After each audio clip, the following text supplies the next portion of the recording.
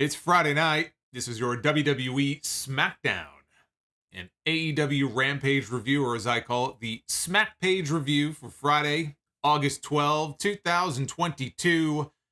I am the Solomonster. WWE went out of its way tonight to make the Intercontinental Championship feel important. When was the last time we really could say that?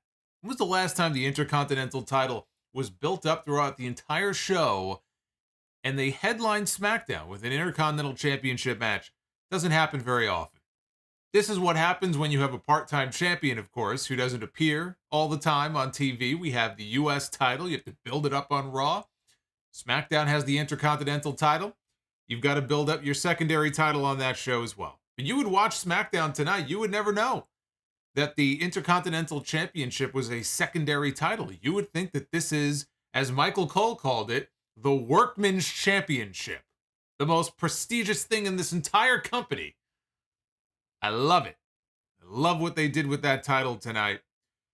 Triple H has done so far, still early, but Triple H has done a very good job, I think, of trying to emphasize the secondary championships. We had a video package tonight dedicated to all of the legends who have held that title before over the years, going back decades, all the big names and not so big names. They hyped up the match throughout the entire show, and they gave us Gunther and Shinsuke Nakamura as our main event tonight, a match that they gave a lot of time to. That is what they headlined SmackDown tonight with. I thought they had an excellent match. But that was not the only highlight of SmackDown. Tonight was also the night of returns. This is what Triple H has been doing ever since he took over as head of creative. We have had numerous people return to the company, numerous former faces from NXT who got their first push in NXT under Triple H, many of whom were cut, many of whom were released months ago, some last year. I'm sure Triple H was sitting back at the time. He had bigger things to worry about, his health issues, but he saw that going down. All he could do is shake his head. He was powerless to do anything about it. And he saw all of these talented people that he had invested time in, thinking that one day they would go to Raw, they would go to SmackDown, they would become stars, get cut left and right. And so ever since he took over the book a few weeks ago, he has been trying to right those wrongs. He did it with Dakota Kai. He finally called up Io Shirai. We have Dexter Lumis is back. We have Karrion Kross and Scarlett are back. Tonight, it was Hit Row's turn. Hit Row back on SmackDown. Hit Row went from Hit Row last year to Shit Row. Now they're back. Minus Swerve. Swerve's a little busy right now. But we had Top Dollar, we had Ashanti the Adonis, and we had B-Fab back on TV tonight. It's so nice to see that the budget has recovered. I'm so happy to hear that. All of the WWE fans will be very happy to hear that the budget has recovered enough for them to go back and rehire everybody that they got rid of.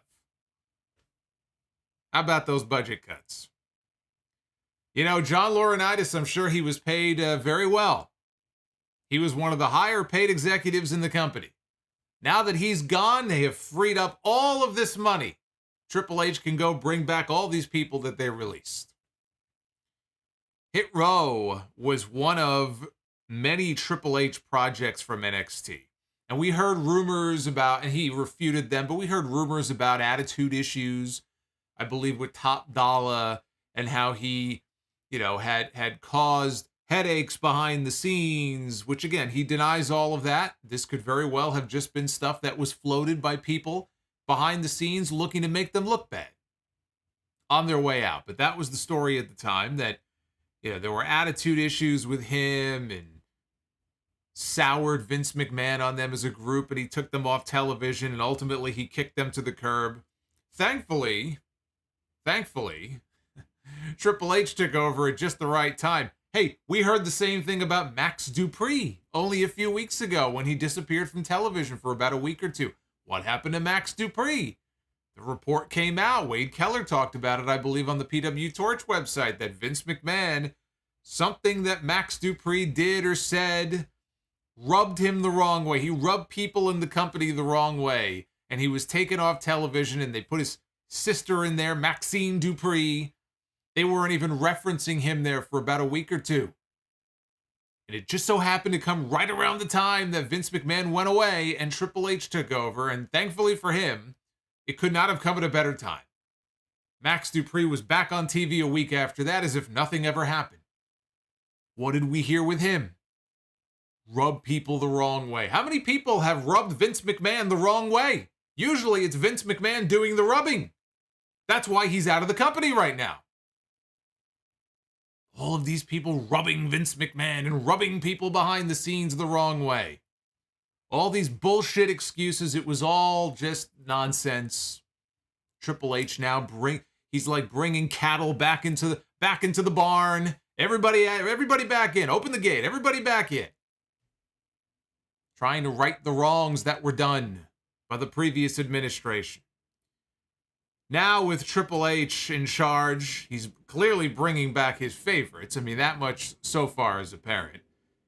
And look, if Swerve Strickland was free, I have no doubt in my mind that he would have been there tonight with the other members of Hit Row. He would have been right there on Fox tonight. The whole group, the whole band would have been back together. He's not doing too bad for himself, I would say, right now on AEW. He's one half of the tag team champion. Swerve is doing okay. But Swerve was not just going to sit around and wait to get the phone call to come back. Swerve don't have time for that. Swerve wanted to get back out there. I say good for him. And good for Hit Row. No matter what you may think of them, you at least want to be able to give them a chance. That's the thing. They never had a chance. Triple H now is going to give them a chance. And if nothing else, the reason I really like this move, what have I been talking about?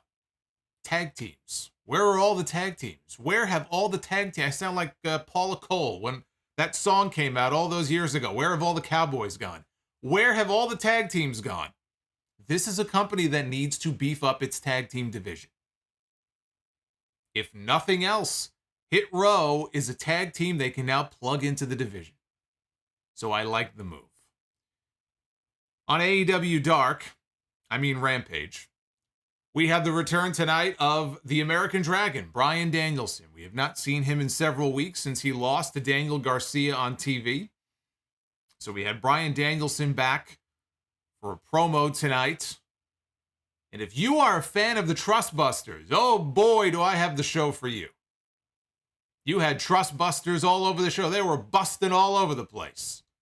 Busting makes them feel good. You got this was the Trustbusters edition of Rampage tonight. And it is official. Right before I went live, I noticed that Tony Khan went on Twitter. I didn't pull it, but we have the graphic. Tony Khan put the graphic up. Parker Boudreaux, Harland is all elite. He is officially all elite. He was on the show tonight.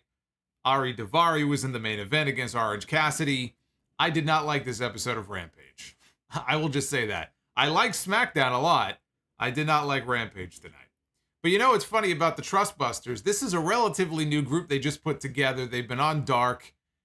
And all of a sudden, they were all over this show tonight. And the only reason for that is because they are in the Trios tournament. They're doing the Trios Championship tournament. The Trustbusters are in there. Tony Khan figures, well, I guess we should start featuring the Trustbusters on TV for a few weeks since they're in this tournament. I don't know that we'll be seeing the Trustbusters on TV in a few weeks, but hit that like button and do sub to the channel. I want to thank everybody who got us to 70,000 last week. Now you got to get me to 71. So make sure you subscribe. Super chats are open. If you send one in, I will be reading them a little bit later on. I see a whole bunch of them popping up here. It's what I like to see. We are closing in on 200 likes. Here's what we're going to do tonight. We're going to do this from now on. And I got to give a shout out to Bearwolf. He's in the chat. He's the one who gave me the idea. I think it's a great idea. We are going to try to get to 600 likes live during the stream. We'll get there anyway, but I want it live during the stream. Before I wrap everything up, we need to get at least 600 likes. If we get at least 600, we'll do Be the Booker later on in the stream. I know we have a lot of Be the Booker fans. So if we hit 600, then we will do Be the Booker. If not, well, we'll have to wait till next time. That's going to be up to you guys. So that's the magic number. That's the goal tonight. Let's get to 600. Let's talk about SmackDown. We had a first round match in the Women's Tag Team Championship tournament with Raquel, Rodriguez, and Aliyah put together as a team, taking on the combo of Shotzi and Xia Li. This was rough. If I had to use one word to describe this match, rough would be the match, or rough would be the word for the match. Natty and Sonya Deville showed up outside to watch. They're going to be taking on Nikita Lyons and Zoe Stark next week from NXT. So they're in the tournament. They showed up on the outside. Very early on in this match, Raquel and Shotzi, they end up going out after them. They put them down. And then they turn to fight each other. It was mass chaos outside the ring. 90 seconds into this match, we cut to our first ad break. There were a couple of moments. God, WWE is very bold. I have to say, they're very bold with these ad breaks. 90 seconds in, 2 minutes. Even I wait like 11 or 12 or 13 minutes before I stick the first ad break in. I mean, YouTube, they throw in the pre-roll and the post-roll. I'm talking about the mid-roll. I at least wait 12, 13, 14 minutes before I put fucking ads in my videos. WWE, Fox, whoever it is, they go right to it 90 seconds in. They don't waste any time. But there were a couple of moments in this match where Shotzi and Aliyah, they looked like they forgot what they were supposed to do. Shotzi, in particular, she looked like she was just out of it. I don't know what was going on there. Raquel looked good, though, and it was all about Raquel anyway. It was all a showcase for her power, so I thought she looked good in the match. She ended up pinning Xia Li after a Tejana bomb. So Raquel and Aliyah, they advance in the tournament. So now we know that Raquel and Aliyah are in. We know Dakota Kai and Io Shirai, or Io Skye. They're in. They advanced on Monday.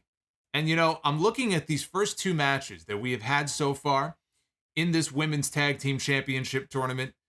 And it is and this is not a compliment. It is reminding me very much, these matches so far, 2 matches in, of the Queen's Crown last year. And again, I don't mean that as a compliment. So hopefully things will pick up with this tournament. We need an upset in this thing. So the NXT ladies, they ought to pick up the win next week. Karrion Kross, he was the big buzz last week on SmackDown. The big buzz was all about him and Scarlett coming back at the end and laying out Drew McIntyre, confronting Roman Reigns. Karrion Kross was in the back with Scarlett for a promo. And Scarlett was standing behind him, and Kross said that in the midst of chaos, opportunity tends to present itself. He said that that's what happened last week. He said McIntyre and Reigns are the chosen ones, and it must be nice. He said that he and Scarlett were cast out of paradise like a broken toy to be forgotten. Said that they waited for the perfect time to strike with a vengeance. Everybody knows about the Bloodline. Now they are going to show them a new timeline. And he ended it with everybody pays the toll. TikTok. And then Karrion Kross took a peek around the curtain that was next to him, and he looked, and standing off in the distance in the back, getting ready to come out for his promo segment, we could see Drew McIntyre. Drew couldn't see him, but he could see Drew. You could hear them play Drew's music, and he was headed out to the ring next for the next segment.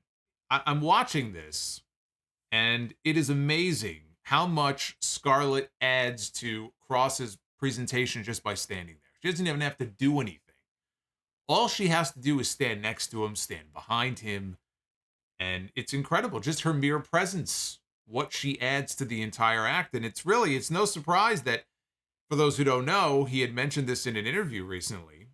Might have been with SEScoops.com, but he mentioned that he turned down the opportunity. And actually, this probably was the match that ultimately went to Big Cass when he wrestled Wardlow on Dynamite all those months ago.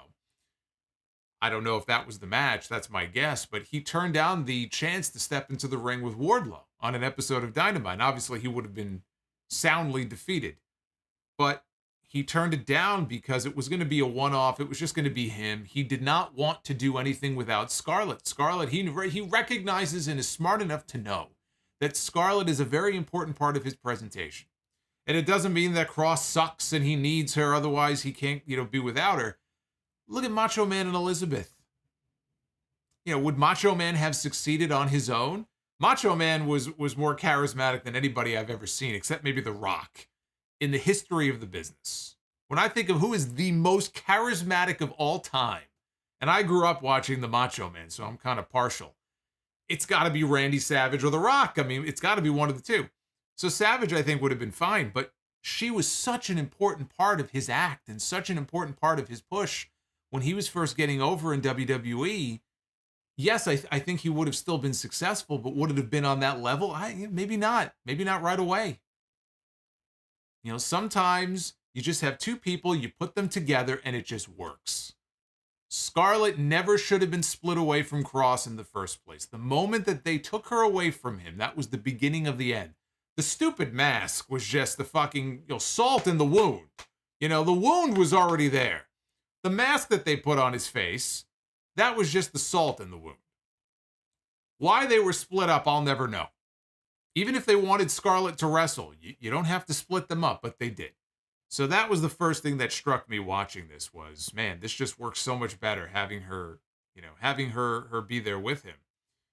But I also liked what he said in this promo. He made the comment about kind of being cast out of paradise and being the broken toy. And I think that's a great analogy too. It really is. I mean, that's exactly what happened. He was the shiny new toy who they called up. He was the NXT champion when he got called up. He was the shiny new toy. And it would be as if you take that new toy out of its package and you rip its leg off.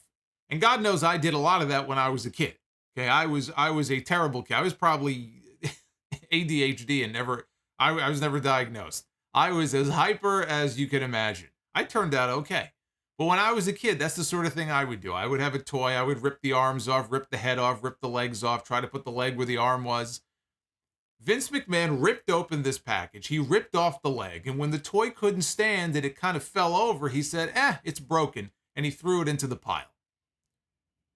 That's a great analogy for basically the Karrion Kross push last year. So I like that he incorporated that into his promo, a little dose of reality there, because that's exactly what happened. So Drew McIntyre walked to the ring. He said it's an exciting time in WWE, and there's a lot of new faces showing up, or a lot of old faces, I guess you might say, coming back. He said one of those new faces is Karrion Kross, who attacked him last week. He said he understands the man has waited for an opportunity for a year, and he wanted to make an impact by attacking the number one contender, then staring down the champion. McIntyre said the problem is that he was the number one contender, and he was left looking like trash last week. He said that he would give Kross 3 options: a knockout, a hospital, or a graveyard. 2 weeks in a row. 2 weeks in a row, we get hospital mentions. You want to know, you want to see change. You want evidence of change. Forget all these new faces. The fact that we got the word hospital on this show 2 weeks in a row and nobody was shit-canned over it, that's change. So McIntyre said he had shocking news for the crowd. Roman Reigns is not here tonight, everybody. He is not in the building. Said it took an entire bloodline to get the job done against Brock Lesnar at SummerSlam. Scarlett made her entrance. Played the music. Everything went black and white. No Kross. It was just Scarlett. She came down to the ring. She got into the ring. McIntyre was looking at her because, come on, right? Everybody's looking at Scarlett. There's a reason why before she came to WWE, she would call herself the Smoke Show. She's incredible. So Drew is looking at her, and he's distracted. He gets jumped from behind by the Usos.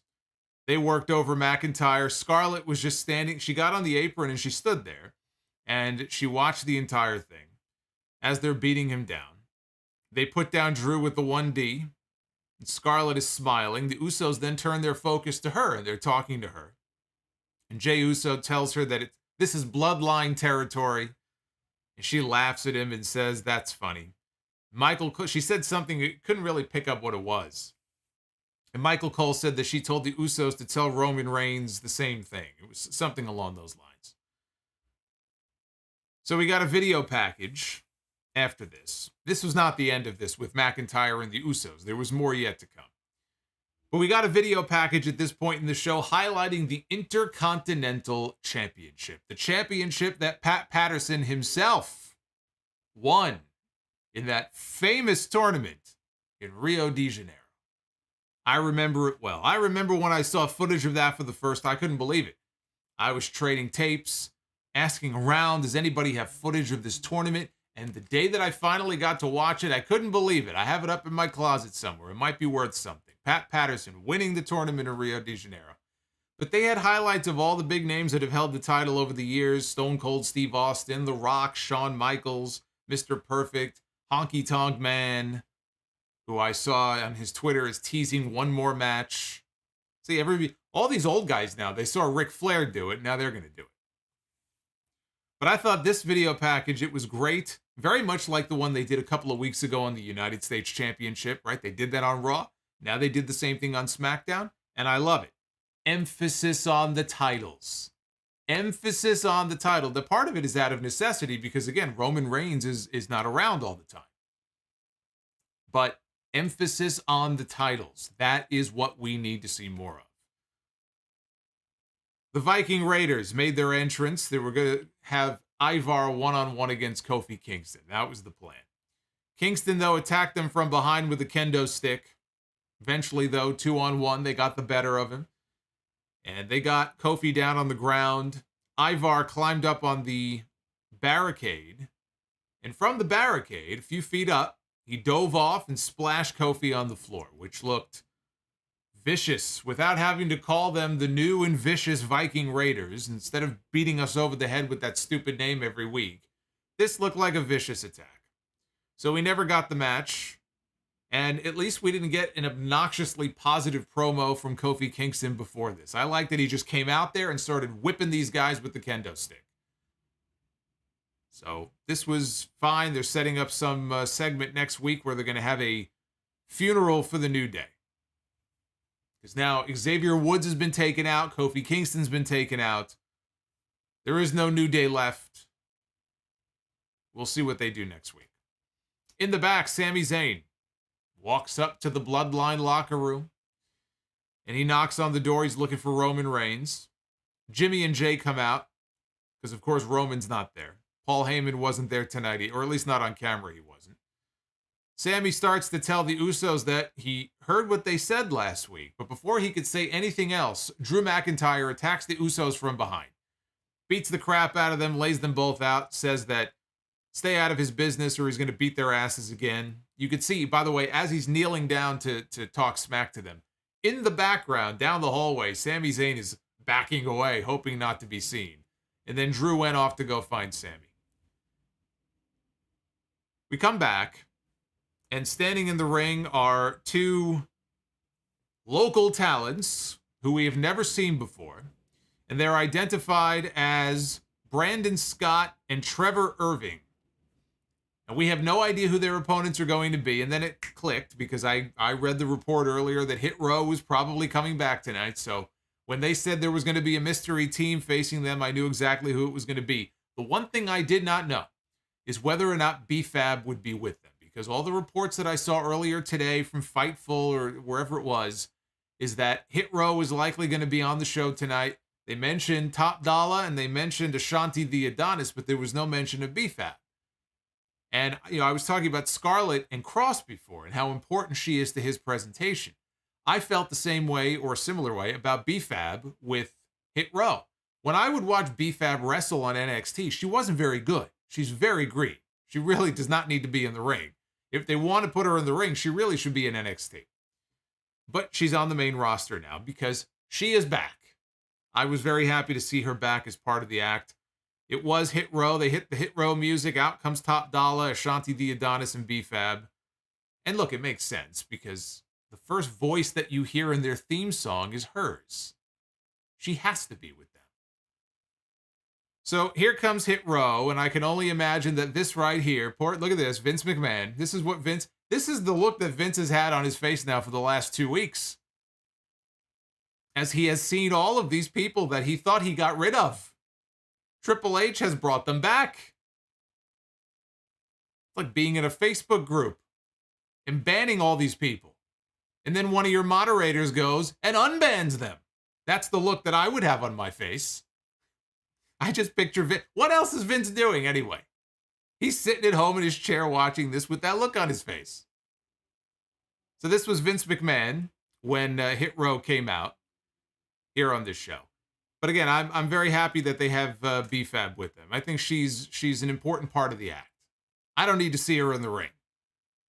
But in their corner, promos, I think that she fits the group. They already lost one member, right? You got to keep the other three. So I'm glad that she was with them. This was a squash to reestablish them. Top Dollar hit a running shoulder tackle and a running knee in the corner. He caught one of the geeks here on his shoulders in position for a Samoan drop, and he was holding him. Then the other geek came, and he caught him in front by his chest. So he's holding both of them. And then he hit the world's strongest slam, took both of them down. And they ended up winning with their finish they call the heavy hitter, where he tags in Ashanti the Adonis. And while Top Dollar is holding the opponent up in the air, Ashanti hits a drop kick right to the side of the guy's head. And this was a picture-perfect drop kick. This looked good. And then Adonis pinned him for the 1-2-3. After the match, they got in the ring. They cut a promo reintroducing themselves. They each had a chance to talk. It ended with B-Fab saying, if you didn't know, now you know. And interestingly, they referred to themselves as the OG3. So, I don't know if that's true or not. This was Swerve Scott's group. And they kind of built the whole thing around him, but they call themselves the OG3. And look, it's not the same without Swerve. He was the star of the group. It was his group. They built a group around him. Those vignettes they would do, he was in the recording studio, it was always him. His music, he's the one sitting in the chair. He was the glue that held that group together, and now he's gone. So it's not the same without him being there. Even though Vince McMahon thought Top Dollar was going to be the star. That was the plan anyway. They were going to push Top Dollar as the real star of the group. But look, if you call them up, you have to at least give them a chance. And what annoys me is it isn't even so much that some people from NXT get called up, and after a few months, it doesn't work out. Sometimes the booking really just doesn't support them. Look at Kross. Kross got called up. He was up for about 4 months before they shit-canned him. And I don't blame him for that. But what really pisses me off is when people get called up and they never even get a chance. They never get a chance. Hit Row never had a chance. Xia Li never had a chance. Maybe now she will. Under Vince McMahon? Never. She got vignettes. She got all this build until she finally debuted, and then she never did anything. She never showed up on TV. Rarely did we see her on TV. How are you going to call somebody up and invest the time in them and invest the time for some of these great vignettes they put together? That's time and money. Television time is not cheap. I forgot somebody, they crunched the numbers once. How much one television segment of WWE, how much it's worth? Thousands and thousands of dollars. Television time is very valuable. How are you going to call these people up from NXT and then just give up on them without even giving them an opportunity?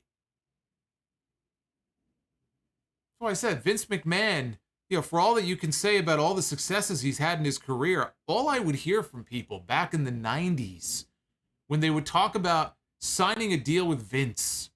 How much did he sign you for? $1,500. Literally, their contract was a $1,500 guarantee in some cases.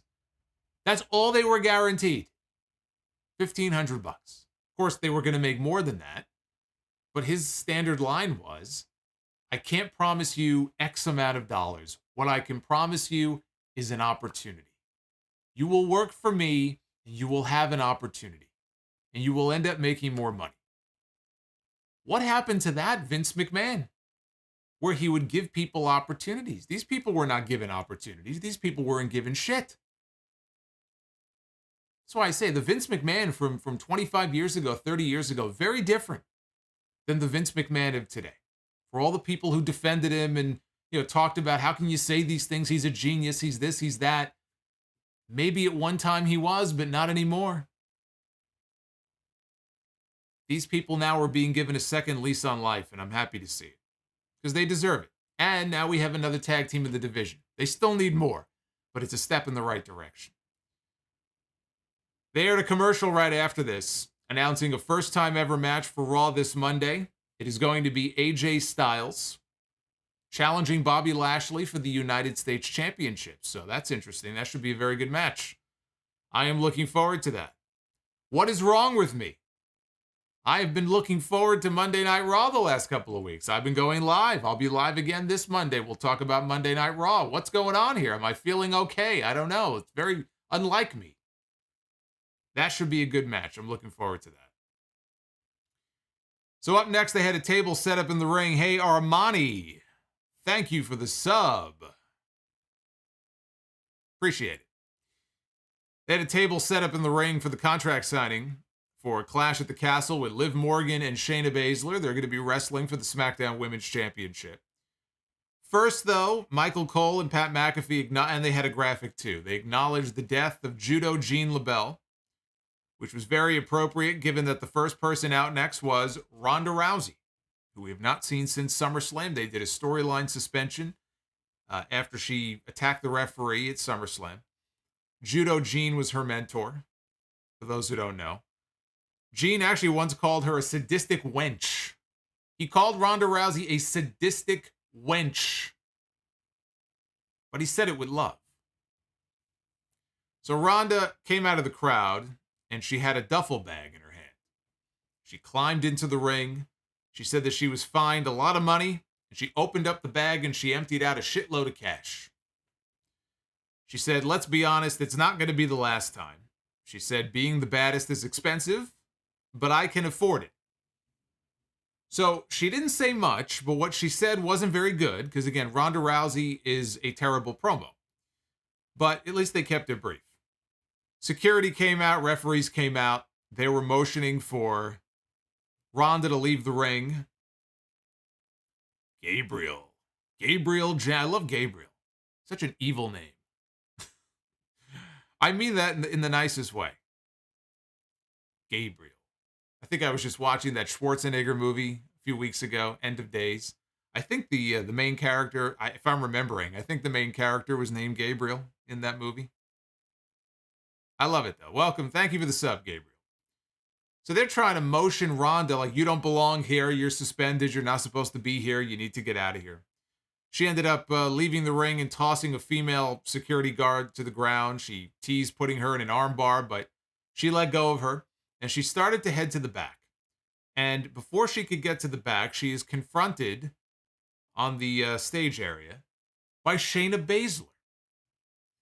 Baszler says to Ronda, she goes, you can't be doing this sort of thing. That's not how things work around here. That's not how you get what you want. What are you doing? You can't do that.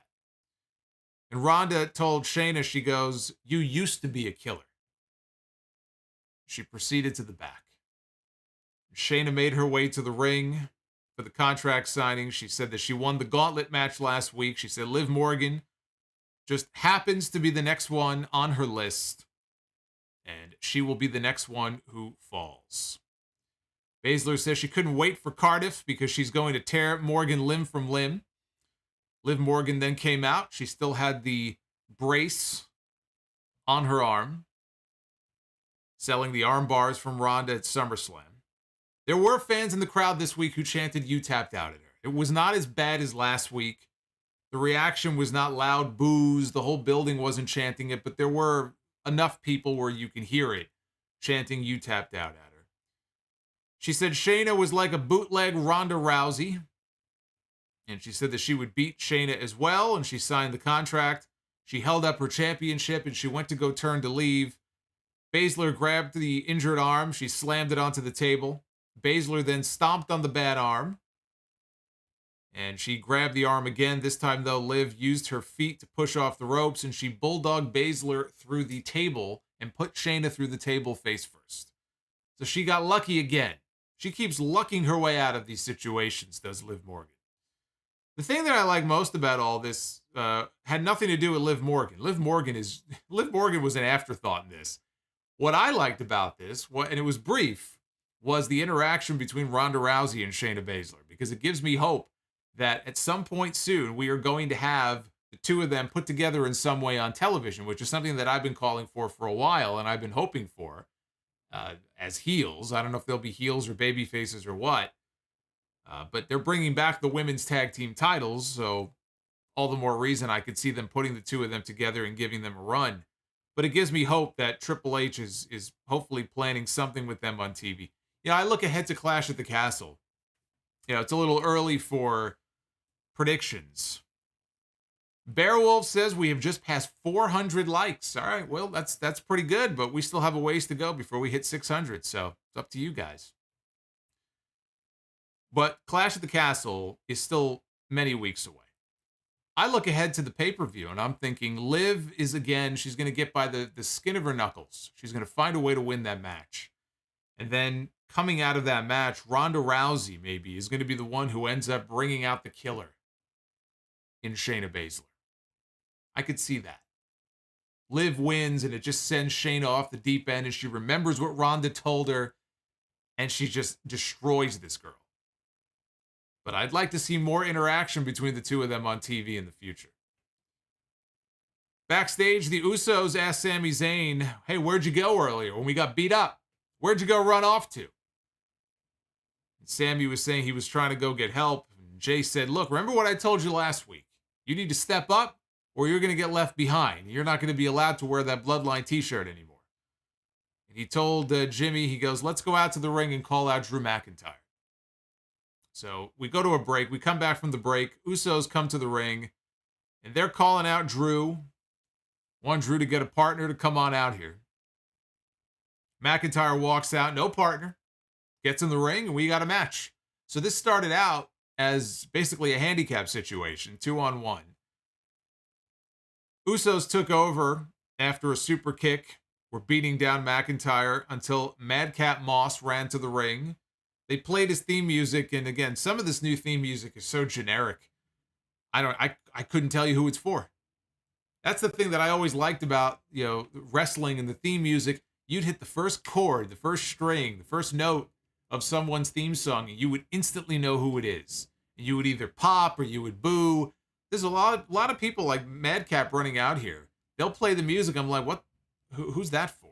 I have no idea until I actually see the person coming to the ring. It's so generic. But he runs down, so now we have ourselves a tag team match.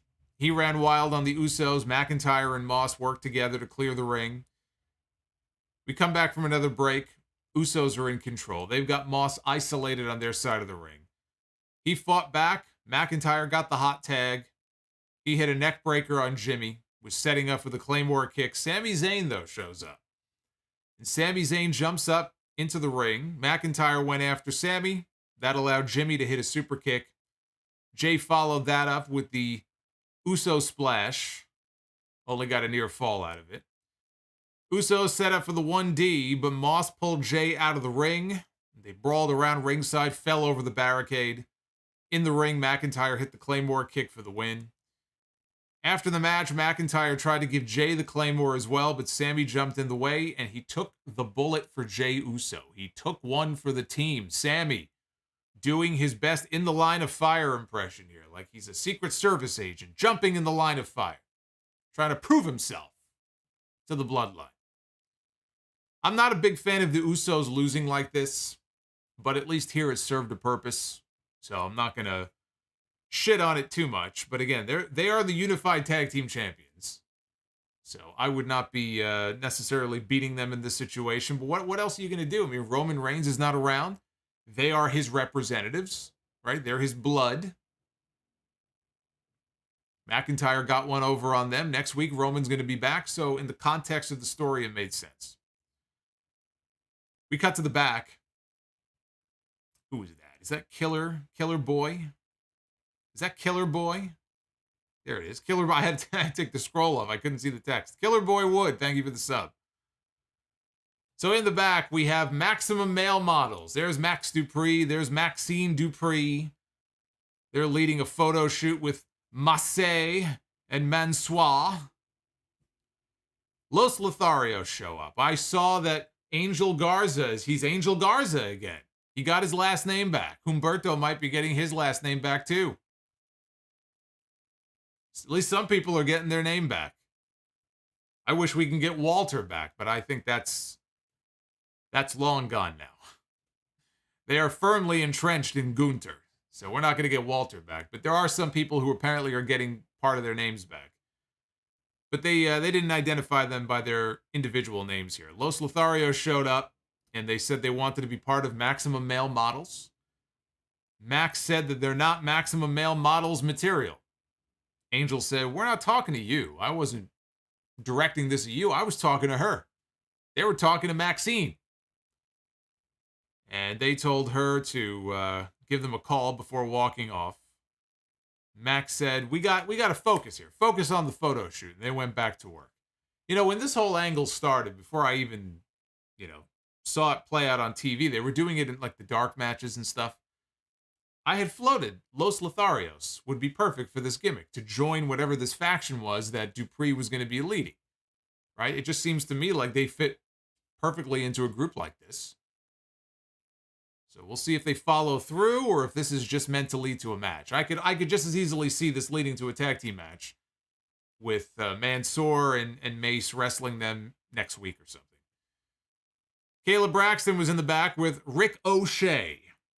And he talked about beating Happy Corbin last week, and Ricochet said that he's more locked in right now than he's been in a very long time. It's the Triple H effect.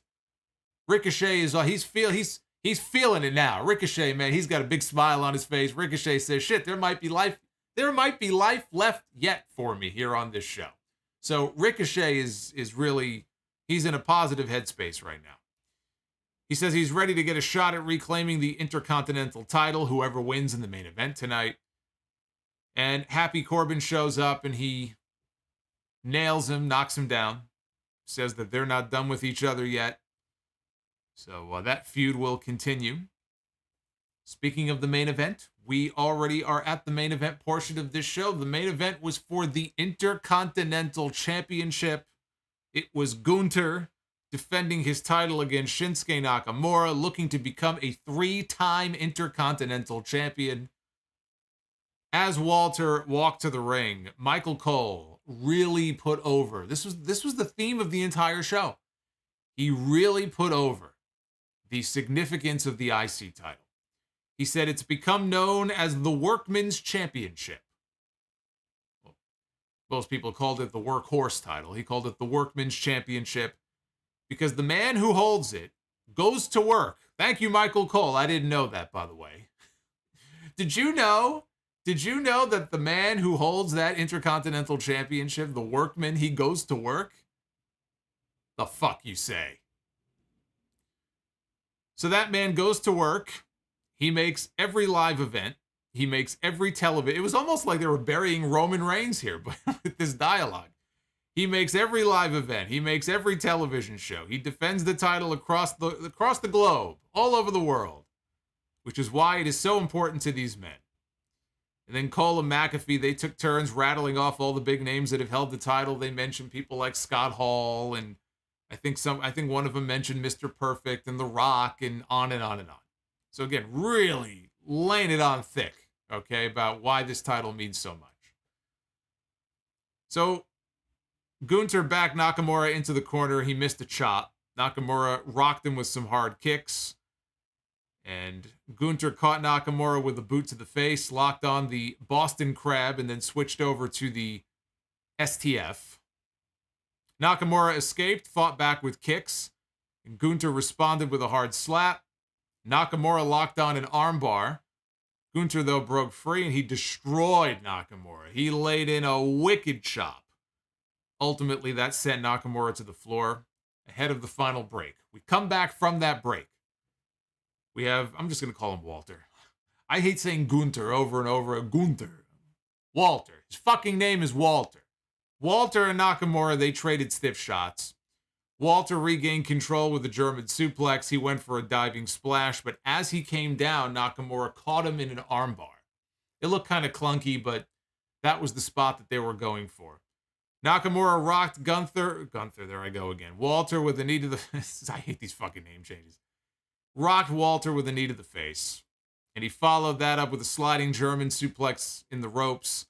Walter quickly recovered. He hit a shotgun drop kick. Nakamura, though, went to the corner.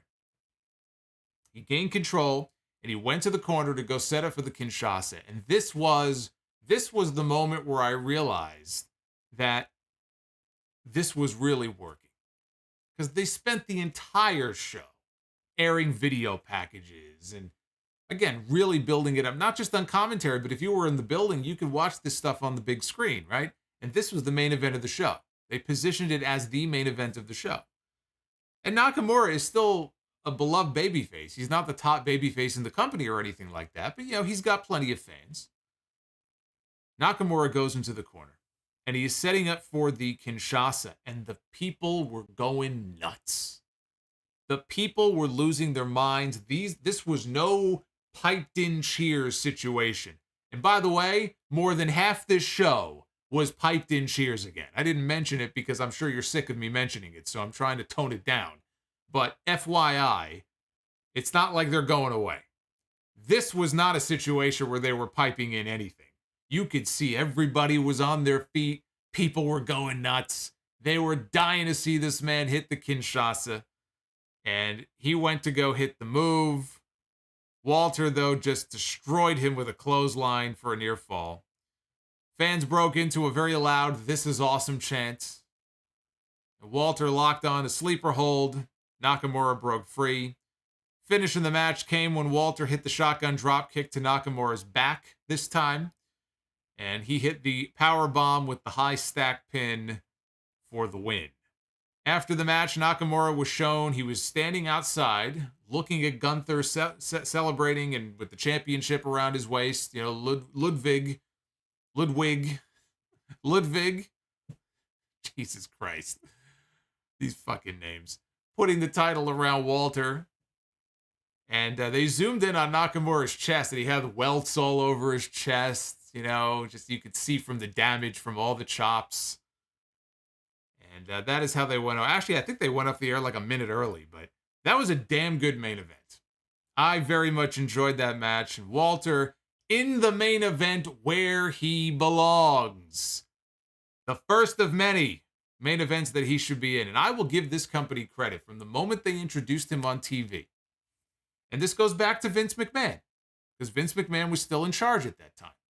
From the moment that he debuted on TV right on through now under Triple H, they have handled him perfectly. They have booked him like a dominant force. They have booked him like a world beater. They put the Intercontinental Championship on him. He is going to play a role. I mean, everything they did on the show is going to play a role in elevating that title, but he's the perfect person to have that championship on at this moment if you're trying to elevate that title. And he should not be beaten for a very long time. So pretty much everything that they have done with, name change aside, everything that they have done with him so far on the main roster has been perfect. And the more main events and the more matches like this that he has, it will only establish him that much more on this brand. He is one of the top heels on SmackDown. When you look at the layout of the SmackDown roster right now, who are the top heels? Roman Reigns is the number one heel in the company. Karrion Kross is slotted internally as the number 2 heel on SmackDown. So you've got Roman Reigns number 1, you've got Karrion Kross number 2.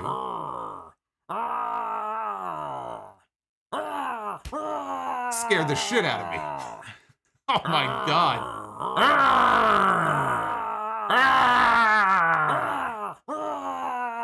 Oh my God. JM. Holy moly. With the $200 super chat drop, just scared me. I almost wet myself. I thought there was a fucking creature in the wall. I go, where is that growling coming from? Oh. $200 super chat. JM, you are a beast. Oh my God. I'm going to read your super chat later. Don't worry. Don't worry. Man, I got to compose myself here now. Anyway, what I was saying before I got scared shitless there was that Walter is the de facto number 3 babyface now on SmackDown. They have Karrion Kross listed internally as number 2. That would make Walter number 3. And that's not a bad place for him to be at all. Eventually, he'll be number 2, and eventually he could be number 1. Because Roman Reigns ain't going to be around forever. Or maybe he'll switch brands, or maybe he'll go back to being a babyface at some point. Walter at some point will be the number 1 heel. Whether it's Raw, whether it's SmackDown, depends on the draft. He will be the number one heel. He could be that guy. And it's matches like the one that we saw tonight that are going to just help elevate him there that much faster. So I love what they did here. And really, when I look back on this episode of SmackDown, I thought that this was a very good show. Now, as far as the draft, I mentioned draft, and I saw there was a report from Fightful earlier today. Nothing is confirmed, but there are talent in the company who believe that there is going to be a draft coming out of Clash at the Castle. So within the next month, within the next 4 or 5 weeks, there may well be a WWE draft. And this is around the time that they would be getting ready for the draft anyway. Last year, I think it was in October. I still think that's a terrible time for a draft. If it were me, it would come right after WrestleMania. That's how the draft was when they first started doing it. It was in April. I believe it was April of 2002 when they had the very first draft. Sometime around then. That's really the better time to do it. But we might be getting one next month. So keep that in mind that the draft may be coming. We'll have to wait and see. I just don't like the idea of there being a draft so close to Survivor Series if they insist on doing the Raw versus SmackDown thing. I just don't think the timing makes sense. Triple H has time to sort all of that out. Next Friday, SmackDown is going to be in Montreal. I don't know if anything big in wrestling ever happened in Montreal. I can't think of anything. Oh, that's right. There was one thing. There was that one thing that happened. Do you realize, by the way, get ready. That's that Game of Thrones meme I sometimes see online. Something is coming or whatever. Get ready. We're headed for the 25-year anniversary this November of the Montreal Screwjob. So I'm sure WWE I'm sure they'll mention that at least once at some point. 25 years since the Screwjob is coming up in November. They're going to be in Montreal next Friday. Roman Reigns is going to come back to work, and he's going to go face-to-face with Drew McIntyre ahead of their match at Clash at the Castle. Drew McIntyre was on Twitter earlier today dropping a little tease that he might be bringing back his old theme song, which I know he has been dying to do. He has wanted to bring back Broken Dreams for years, and he was always denied. Now, under Triple H, we'll see if he gets it at Clash at the Castle. I don't think he would be teasing it on Twitter unless it was a done deal. So I think we're going to get a Broken Dreams entrance from him at Clash at the Castle. That's a fucking great song. So hopefully that's what happens. Natalya and Sonya Deville are going to take on Nikita Lyons and Zoe Stark in the opening round of the Women's Tag Team Championship Tournament.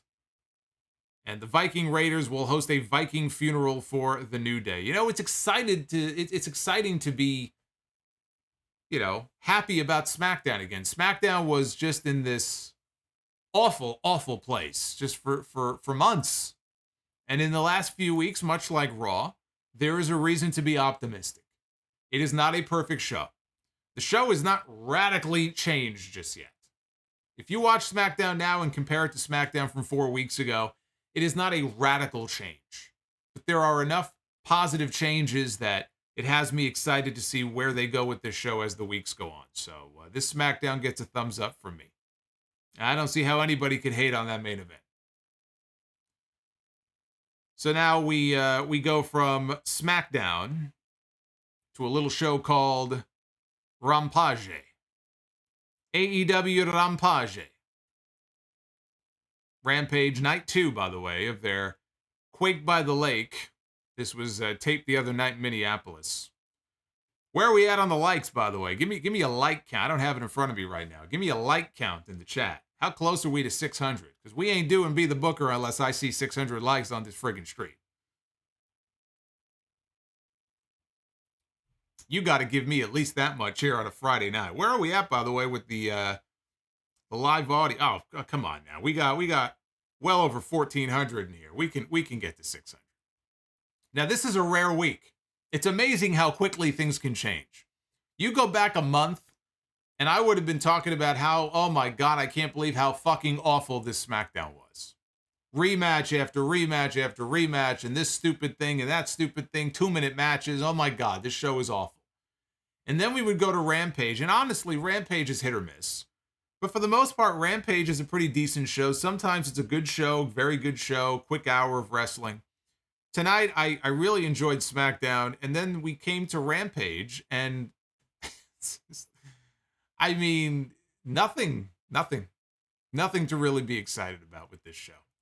Except we had the return of the American Dragon. So it was good to see Bryan Danielson back on TV. Tony Schiavone was in the ring, and he asked Danielson about being 100%. How are you? We haven't seen you since you lost that match to Daniel Garcia. And Garcia has been calling himself the Dragon Slayer. So the two of them are going to have a best 2 out of 3 falls match on Dynamite next week. And the Dynamite show next week is part of this promotion for the new Game of Thrones show. So you've got the dragon tie-in there. By the way, I don't know how many of you have seen this. Somebody just sent me a link to the quick clip on YouTube. Maybe it's floating around on Twitter.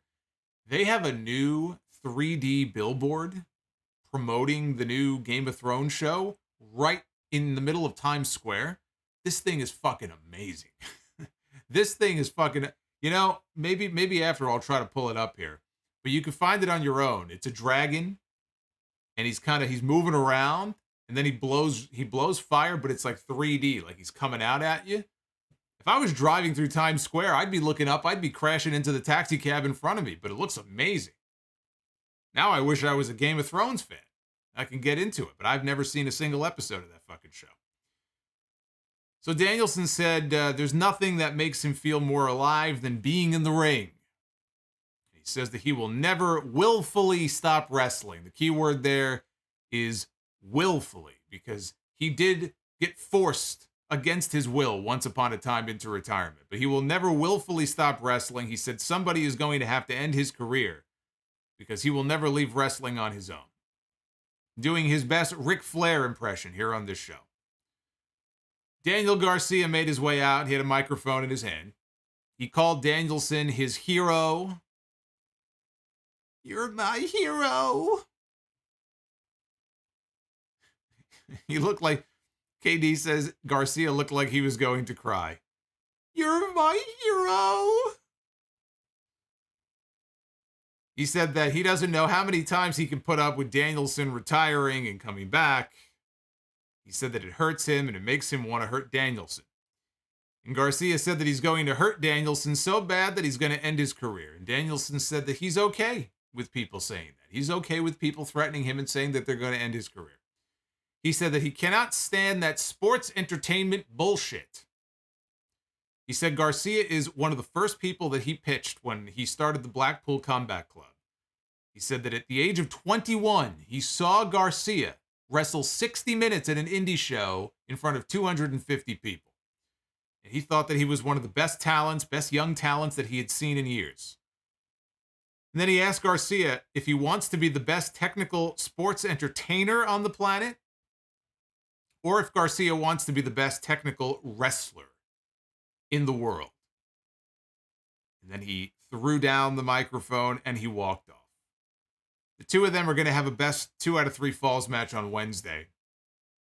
All Out should be Chris Jericho against Bryan Danielson. I would have to think that's going to be the direction for All Out. This, though, what they did here in this segment, it does make me wonder, though. It makes me wonder if the story going into the match between Danielson and Jericho at All Out might revolve around Daniel Garcia in some way. And it might revolve around whether or not Garcia is going to stay with the JAS and be a sports entertainer, or if he might turn against Jericho in the group and side with Danielson in the Blackpool Combat Club and be a professional wrestler. So I wonder if maybe he'll kind of not be involved necessarily, but if they'll build that story for that match around Garcia and what he may or may not do. Because really, if you think about it, he would be a much better fit for the Blackpool Combat Club. But I also feel like the Combat Club has more than enough members, right? They've got Danielson, they've got Moxley, they've got Claudio, they've got Wheeler Yuta. Who am I missing? Do they have somebody else? Don't they have some other member? They got Regal. Oh, I said Ortiz the other night. He's not officially a member. Ortiz is like the honorary member of the Blackpool Combat Club. I just don't know if they need any more members. We had Sammy Guevara and Ty Melo. She's no longer Ty Conti. Conti was her name from her previous marriage. She has been divorced for a few years now. She just never bothered to change her name, and so she is no longer Ty Conti. She is now Ty Melo against Dante Martin and Skye Blue. Oh, I know all the Skye Blue fans that we've got in this chat. I know that. I know that from the other night. We have a lot of Skye Blue fans here. Try to control yourselves as I talk about this. Sammy Guevara was on the outside. I'm not even going to have much to say about this match. Sammy later in the match was on the outside. Dante hit a tope on Sammy. Dante tried to get back into the ring. Ty Conti, though, grabbed his boot. They did a spot with Ty caught in between them that ended with a destroyer from Dante. Sammy hit a knee strike and went for the go to hell, but Martin got out and tagged in Skye Blue. The two women took out the two men before Ty hit the Ty KO to Skye Blue for the win. As if we were getting a title change here. I mean, give me a break. These titles have never before been defended on AEW television. And I had somebody argue with me in the comment section the other night. Might have been on the last review that I did. You've heard me talk about how I joke in AEW, oh my God, so many titles, right? There's always, everybody's a champion. They're bringing in people from other companies, and I think that's cool. That's something that WWE doesn't do. But everybody's a champion. Everybody has a belt. Some belts aren't even sanctioned by AEW, right? Everybody's got a belt. And it's kind of the law of diminishing returns where, what do the belts even mean, right? I give you Exhibit A, Battle of the Belts 3. Now, I watched Battle of the Belts last weekend. It was okay. It was an hour. It was a taped hour on a Saturday night. It was the third one they've done, and it did by far the worst numbers of any of the Battle of the Belts. They couldn't even crack 500,000 viewers. Okay, Battle of the Belts. This is like their Clash of the Champions. It's all title matches. I think it did maybe 475,000 viewers.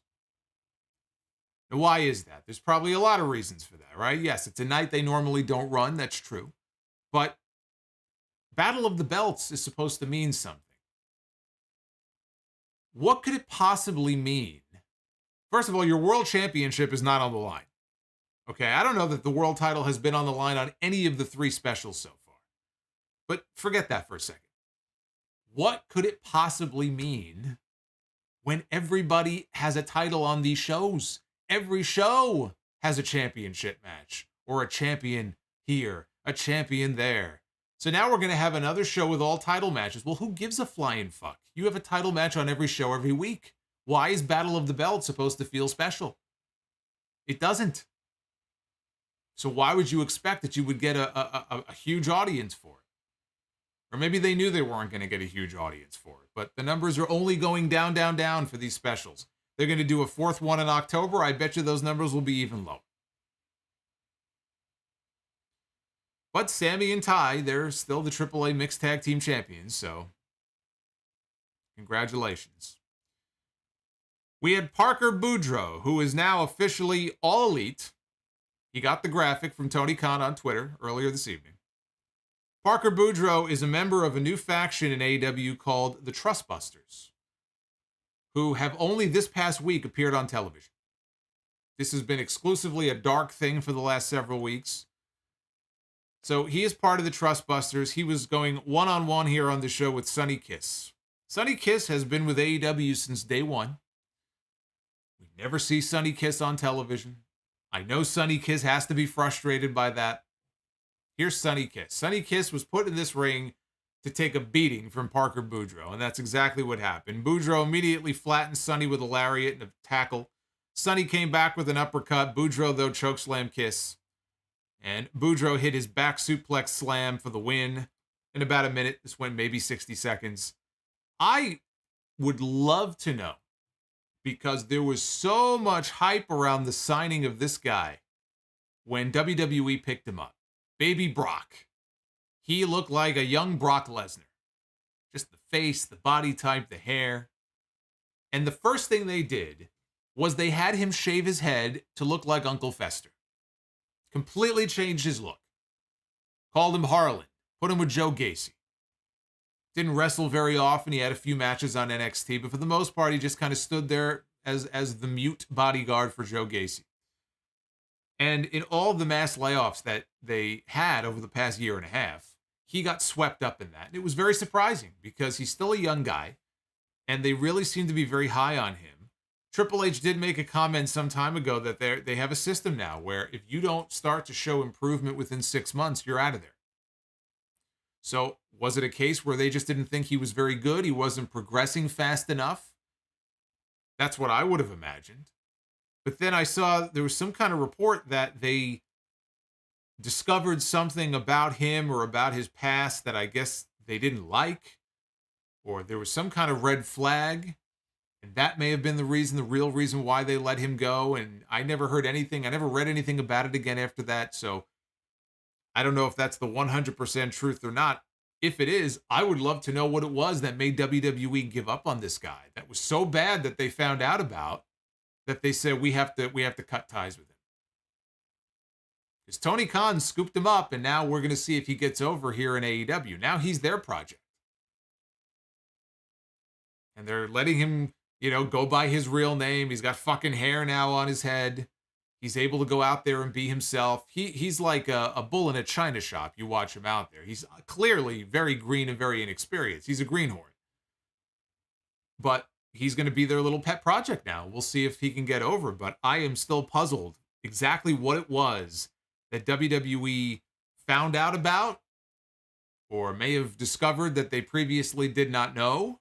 If that's in fact the reason why they let him go, we may never know. But that was the rumor anyway, and I can't imagine what that would have been. Evidently, it didn't bother Tony Khan because he's all elite. So we cut right to an Andrade promo in the back, right into the next segment. And we have Andrade in the back, and he's there with Roosh, and he's there with Jose, the assistant. There's the Butcher. There's the Blade. There's Private Party. Holy shit. When was the last time we saw the whole band back together? I didn't think that the Andrade family office was a thing anymore. I thought it was just quietly over. Once Roosh came in, now they're bringing Dragon Lee in. We haven't seen Private Party on television in months. I figured that this was pretty much just over and done with. It may as well be. I mean, this faction sucks. The Hardy family office also sucked. It wasn't much better. So just quietly disband and let everybody go their separate ways and try to reboot Private Party and get them back on TV. They're going to have to start pushing some younger, newer teams. The Acclaim should be number one on that list. Private Party should also be on that list. You can't just do FTR and the Bucks and the Lucha Bros, three of the best teams in the world. You want to start to mix in some of the younger teams and get them over, right? The Acclaimed are already over. The Acclaimed are going to be future tag team champions. Private Party, they're just completely forgotten about. So I saw them on TV. I'm like, whoa, what are they doing here? They've been hanging out on Dark now for months. So they're all standing around, and Andrade is talking about the Trios Championship tournament and the fact that he and Roosh and Dragon Lee are going to win the Trios titles. Isaiah Cassidy gets up in Andrade's face, and he says, you've been sleeping on us. It's like they're forgotten about in the back of the line. Andrade reminded him that they work for him and that they need to put their money where their mouth is and step up. So Private Party is going to be facing Swerve in Our Glory for the Tag Team Championships next Friday on Rampage. Andrade says he'll be watching that one very closely. So that was the segment to set that whole thing up. Again, this is one of the problems I have with the booking in AEW. Is you have little groups like this. The Dark Order. Well, I don't even care about the Dark Order, but we'll talk about this one. These guys have been a group. Okay, evidently they've always been a group. They didn't quietly disband. But we never see them on TV. Some people are going to say, well, they've been on Dark. Or, oh, you should have seen the vlog. Someone's vlog. They continued the story in the vlog. Well, maybe I missed the fucking vlog, okay? I don't miss the TV shows. And I also think that they're two distinctly different audiences. It would be nice to have them on television and have some kind of story to tell. But they'll just disappear. And then 2 months later, 3 months later, 4 months later, there's the Andrade family office. Or there's whoever. And they just kind of pick up with it. And I don't know if it's just a matter of just lazy booking. I don't know if it's a case where there's just so many. I think it's a case where there's so many people. These guys are just not a priority. But you should at least throw them out there every now and then, because you just kind of forget about it. And then you see them and it's like, we're supposed to care about this internal dissent within the group. How am I supposed to care about any of this? I didn't even know they were still together. Who cares? Andrade and Rush, I mean, that's cool, but why are these guys still hanging out with him? How is it benefiting them? That's the way I felt about Santana and Ortiz as part of the inner circle after a while. It wasn't benefiting them anymore. It was actually working against them. They were less over than they were before. These people, they tend to get lost in the shuffle, and it's one of my pet peeves with the booking in AEW. We had the Gun Club with Billy Gunn taking on the team of Beardhausen. That's what they called them. They called them Beardhausen, Danhausen, and Eric Redbeard. You talk about a random team. We have not seen Redbeard in many, many months, and very likely will not see him again for another 9 months, but he decided to pop up here on this Quake by the Lake episode of Rampage. Redbeard, who, again, Revolution, last time I saw him, he was in that 6-man tag on the pre-show. It was him and the Lucha Bros against the House of Black. Fucking great match. Great match. Stole the show. So Redbeard is out here, and he's shrugging off attacks from the Gun Club. Tags in Danhausen, who went for the Danhausen curse. He got cut off by Colton Gunn. After a commercial, Redbeard got the tag. He ran wild on the Gun Club. And on the floor outside, he came running at both of them and did a diving crossbody and squashed them. He did a slingshot senton into the ring, spinning heel kick for 2.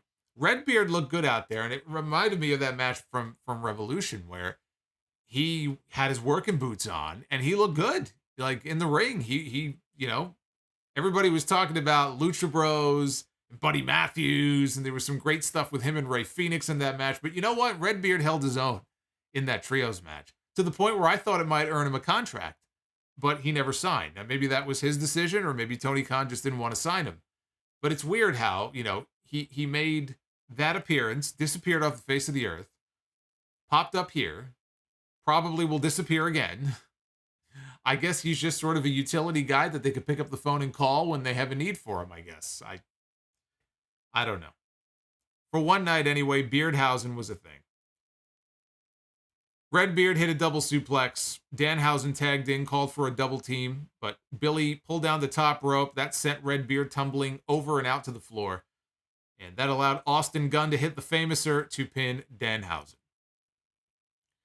After the match, Billy was disappointed with how much of a challenge that was for his sons. He said, "No wonder they call you the Ass Boys." He goes, I like the Acclaimed more. And he told his sons, he said that they're going to have another match on Dynamite next week. He's going to try to toughen them up. Stokely Hathaway was shown in the front row as they were leaving, and he tried to pass his business card to Colton Gunn. And he thought about it. He went to go reach for it, but then Austin kind of grabbed him and walked off, and he didn't take the card. We went backstage with Keith Lee and Swerve Strickland. Asked about Private Party coming for their tag team titles, and Keith Lee talked about how he dismantled both of them. That was his first night in, I believe, in AEW. That's where he launched Isaiah Cassidy into orbit. He launched him into the fucking stratosphere. And actually, that was before the House of Glory show. Talk about Swerve in our glory. You got to talk about House of Glory. Because we had Private Party on the House of Glory show. It might have been that week, actually, that weekend. And I sat down to interview Private Party. And I asked Isaiah about that. I said, I got to ask you about what happened with Keith Lee. And he was so traumatized, he didn't want to talk about it. That dude got launched. So Swerve said that Private Party, they're not even in the top 5, but they're going to cut them a break. So we have Keith Lee and Swerve Strickland are going to defend the AEW tag team titles against Private Party on Rampage next week, who they admit are not even in the top 5. So rankings be damned. We have rankings for everything in AEW. These guys are not even in the top 5. They're going to make an exception, and they're getting a tag team title match next week. Okay. We have the new FTW champion. More champions here. They should have called this Battle of the Belts tonight. This was Battle of the Belts 4. We had champions galore. We had the AAA Mixed Tag Team Champions on the show. We had an appearance by the AEW Tag Team Champions on this show. We had the FTW Champion on this show. Hook comes out next. In the ring, Tony Schiavone asks him about the title and says, is it always an open challenge now with the FTW title? And Hook just says, yup. And then somebody named The Reality, this is what he called himself, The Reality Zach Clayton, comes walking out. I couldn't pick this guy out of a fucking lineup. I've never heard of him before. I've never seen him before. And honest to God, I don't even know what. Apparently he was on a reality show. He said he's from New Jersey, so it was probably that Jersey Shore garbage, but I have no idea what reality show he may have possibly been on, nor do I give a shit. He comes out and he says that he's a reality show superstar from the great state of New Jersey. So right there, he's full of shit. He challenged Hook to a match next week, and Hook held up the FTW title, which I guess was the signal that he accepted his challenge. Think of all the people who rarely, if ever, get television time on these shows. And I'll bet that you could probably rattle off 10 names right now if you wanted to. But they make time for the reality Zach Clayton on this show. I'm not sure that we needed a promo from Mr. Clayton if Hook is going to be doing an open challenge. We know the guy's going to get mauled next week. You could just as easily have had Hook go out there and say that I'm going to defend my title in an open challenge and then kind of tease it out and say, well, he'll be here next week and we'll see who steps up to wrestle Hook.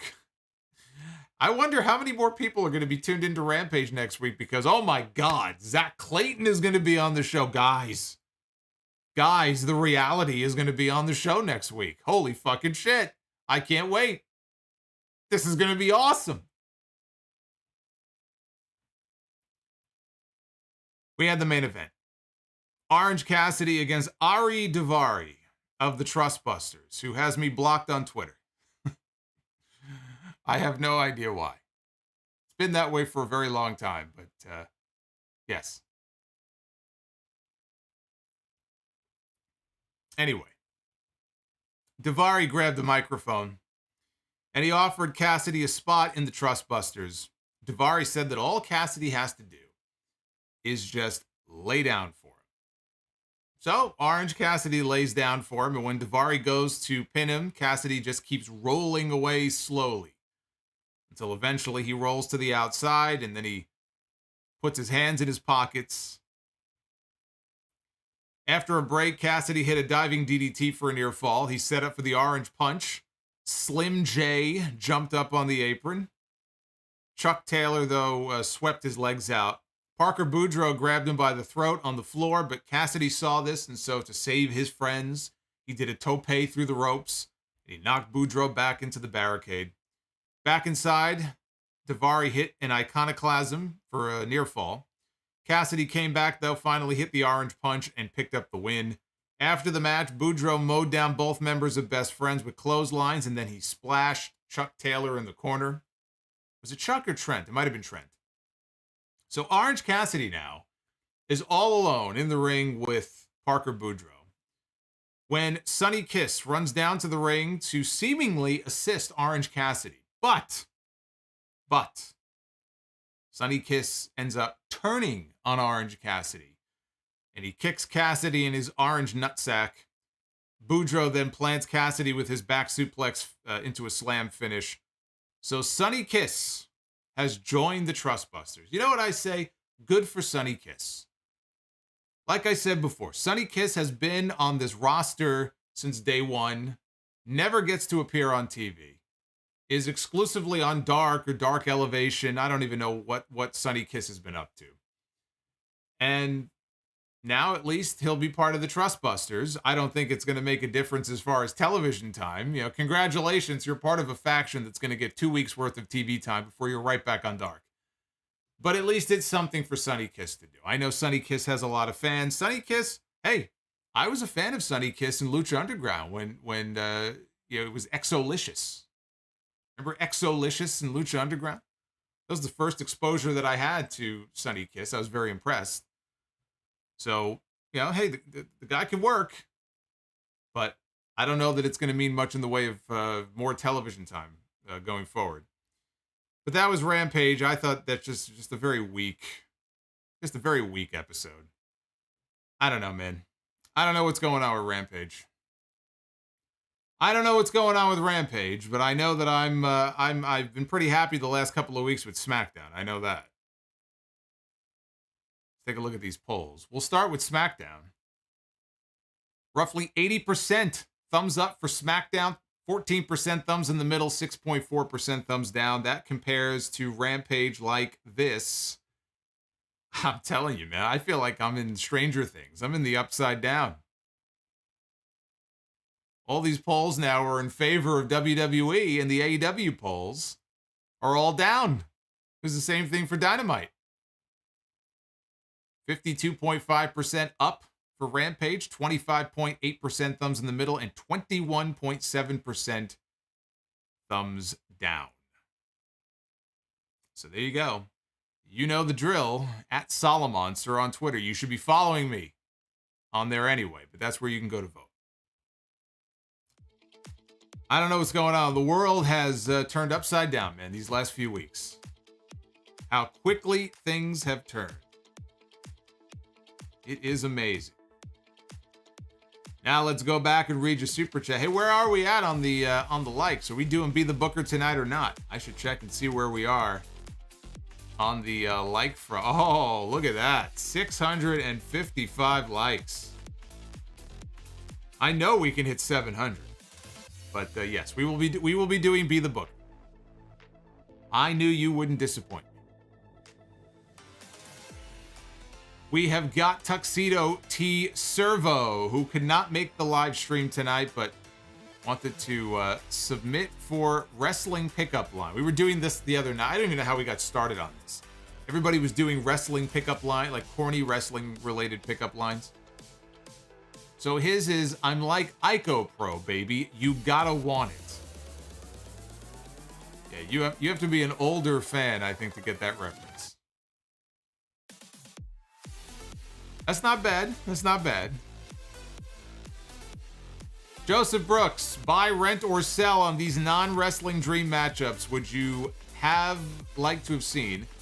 Tyson against Ali, Joe Montana against Tom Brady, or MJ against LeBron?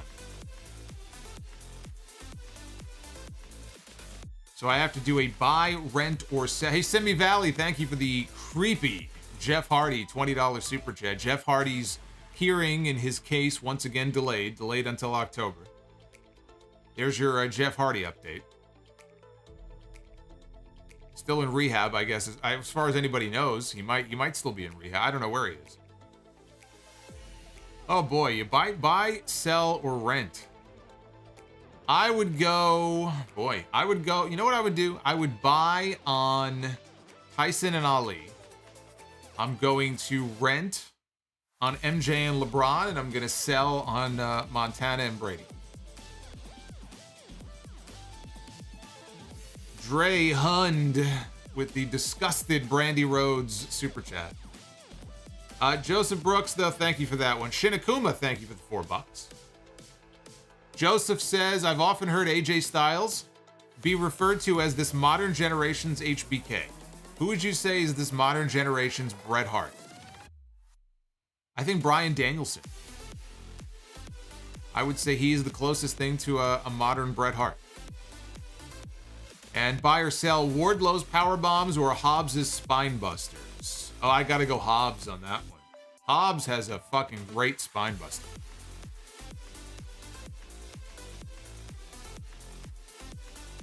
Lakers Pats. Triple H should bring back Jim Johnston. I agree. Dick the Cock Johnson. Trustbusters should be the first trios champions. I'm going to pretend that you didn't say that.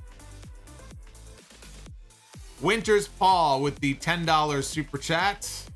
It's so nice to look forward to WWE again. Yes, we watch, but with a sense of dread. And at least for now, that feeling is gone and replaced with excitement. Baby steps. Baby steps.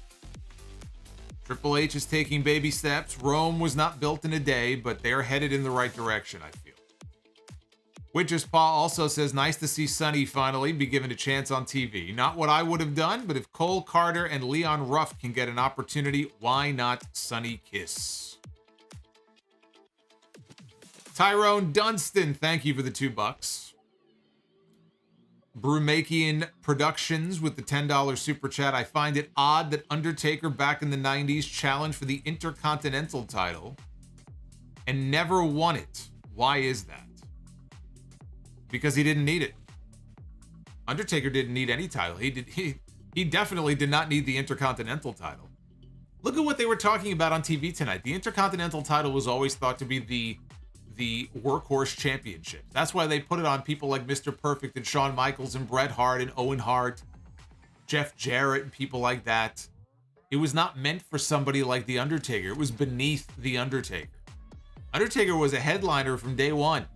The Intercontinental title, it would have been like putting the IC title on Hogan in WrestleMania 6. It wouldn't have made sense. It was beneath him.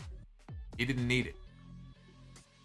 Quintus Brown, Tony Khan just made it official. Parker is all elite. Temjin Zephyr with the $9.99. When I heard Michael Cole mention the IC title as the workman's title, I began to feel very happy to see a prestigious title have newfound meaning, especially as the main event. Josiah Ball, who do you think from AEW is next to return?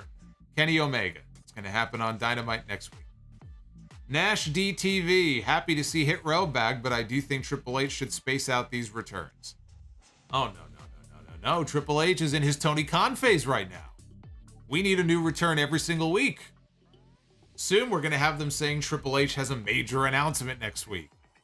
This is Triple H in his Tony Khan phase right now. He's loving this. He ain't going to stop.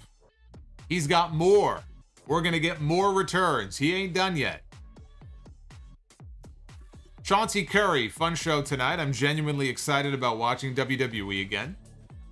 Walter is an absolute beast. Hashtag make Nakamura great again. Bobby's World 2110. Cool to see Hit Row back. They at least deserve an opportunity to succeed or fail on their own. Bob the Builder. Do you see Parker Boudreaux ending up like Hobbs and Wardlow for AEW in a couple of years? It's impossible to say. He's so early in his development. I've seen so little of him. I haven't seen much out of him in his matches. I have no idea. WWE thought so, but then they let him go. So, Taco Tuesday. Trust bustin' makes me feel good. Temjin Zephyr, since Swerve is in AEW, who can you see taking his place in Hit Row? I don't see anybody. I saw Carmelo Hayes on Twitter was like, I'm not interested. I guess somebody suggested him for Hit Row. And he was like, no, I'm fine on my own. If they're just going to be a tag team that got B-Fab as their manager, then I don't know that they need to replace him. There really isn't anybody who I can see just stepping in and making sense right now. Von Tell, thank you for the $2. Oh, look who it is. It is Diarlo.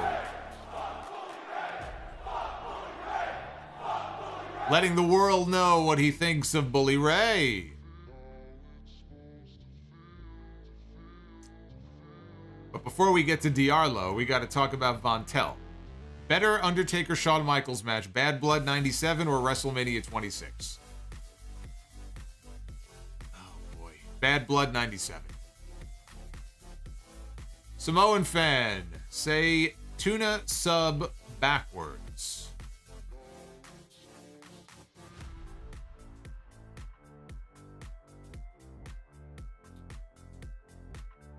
No.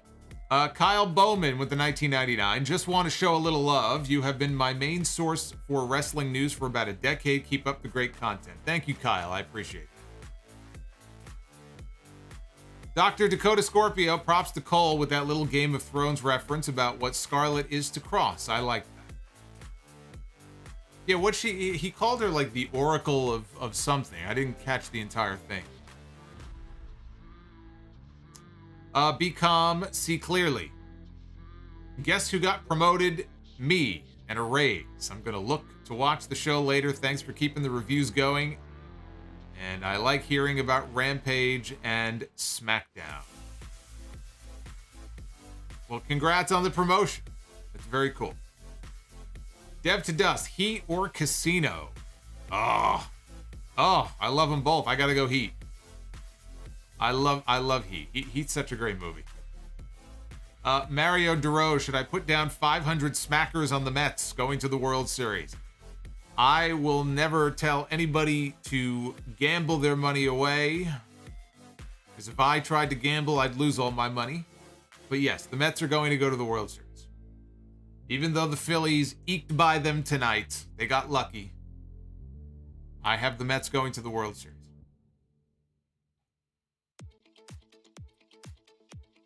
Rizzo, good evening, friends. Do you think Triple H, with Triple H back, that they give Shayna and others back their themes, or was that more of a CFO issue? That was more of a CFO issue.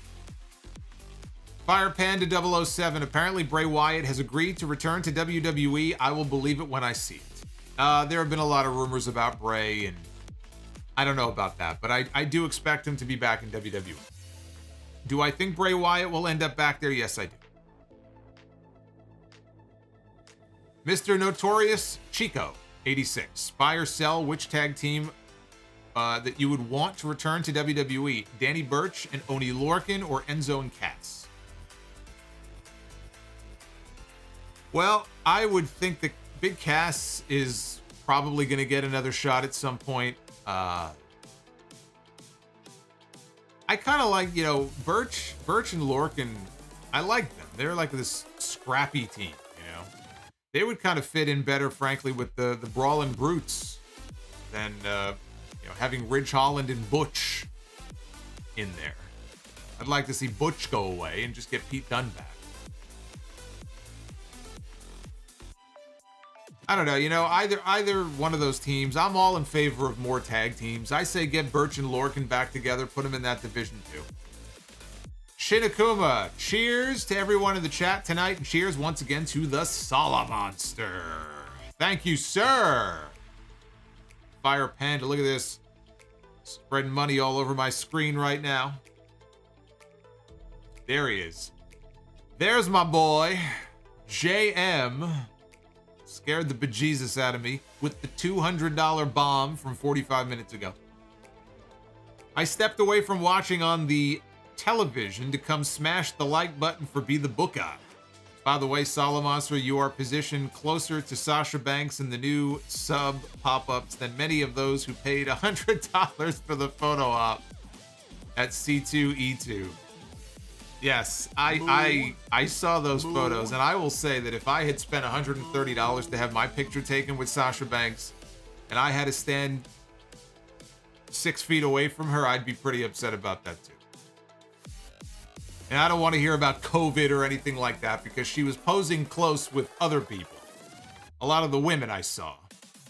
And some of the other celebrities that were at C2E2, but like the nasty wrestling fans, they had to keep them at arm's length. Yeah, no, I think that was, people have a right to be upset about that.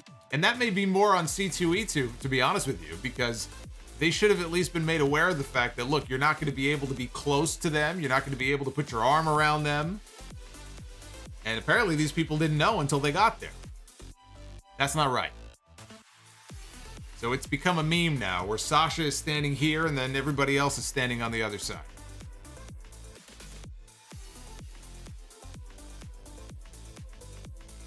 But JM, it's true. I am closer to Sasha when she pops up on screen than most of those people were.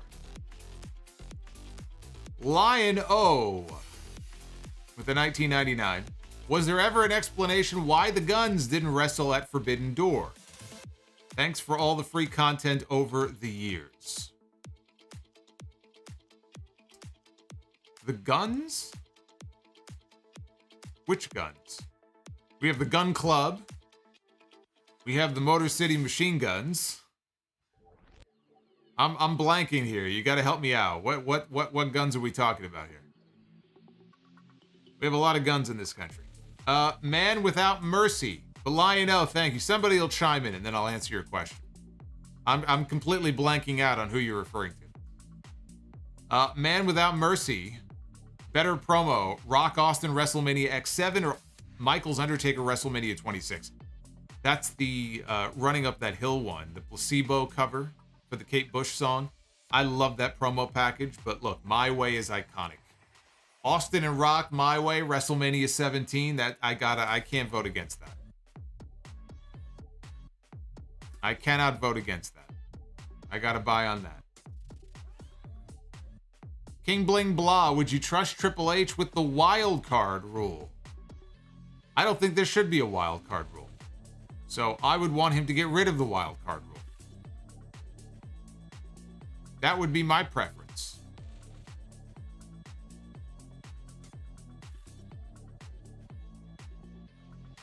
John Falchetta, who is the greatest Intercontinental Champion to you? I say Mr. Perfect. To me, yes. To me, it is going to be Mr. Perfect or Razor Ramon.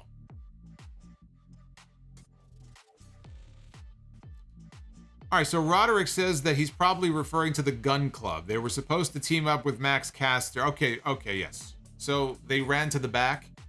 I think it was just part of the angle. I don't think there was anything wrong or anything. It was a little weird, but I don't think it had anything to do with an injury or anything other than just advancing the angle that they were doing with them. So that's honestly what I think it was. Simi Valley with the $20. Excited to see how Triple H adds depth to the tag team division. Well, you're already seeing it tonight. Can you see him bringing Enzo and Cass back? Cass, yes. Enzo, no.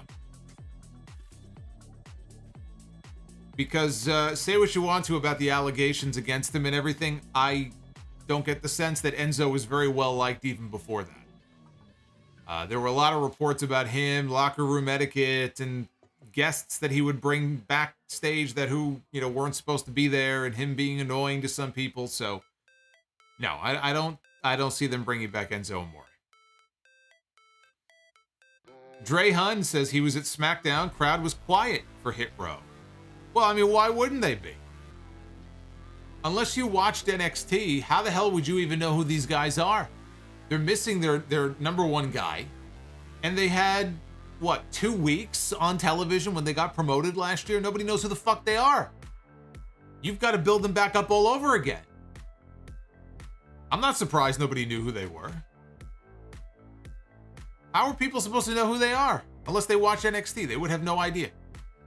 They were on television 2 weeks, and they were never seen again. I don't blame the crowd. Miguel Maldonado Jr., buy, rent, or sell. Bret Hart versus Ricky Steamboat. Bret Hart versus Macho King. Bret Hart against Jake Roberts. I'm going to buy on Bret Hart and the Macho King. I'm going to rent Bret Hart and Ricky Steamboat. And I'm going to sell Bret Hart and Jake Roberts.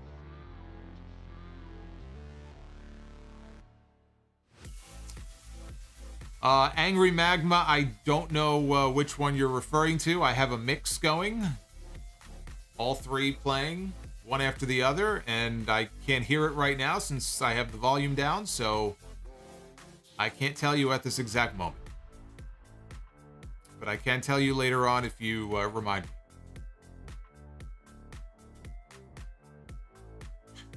Somebody called them Green Row.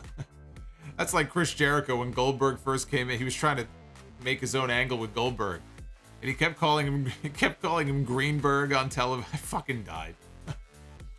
I fucking died. He would call him Greenberg on Nitro every week.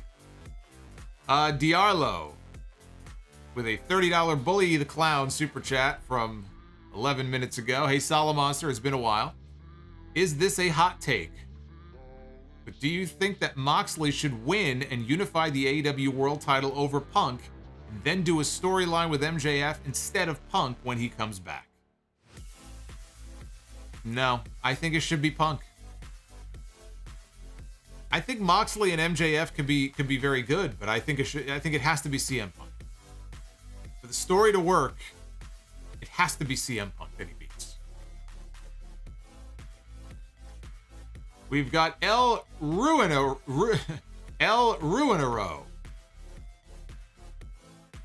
$5 super chat. Would a Lucha Underground style all night long match bring in viewers for Rampage, and who would you book for the match?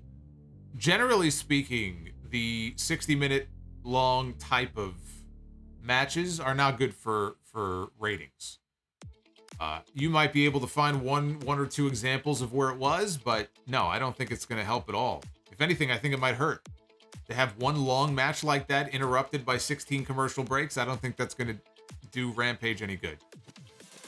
As far as who would I book for a match like that, I mean, take your pick. I mean, there's so many talented guys on that roster. You could take a Bryan Danielson and put him in there with almost anybody.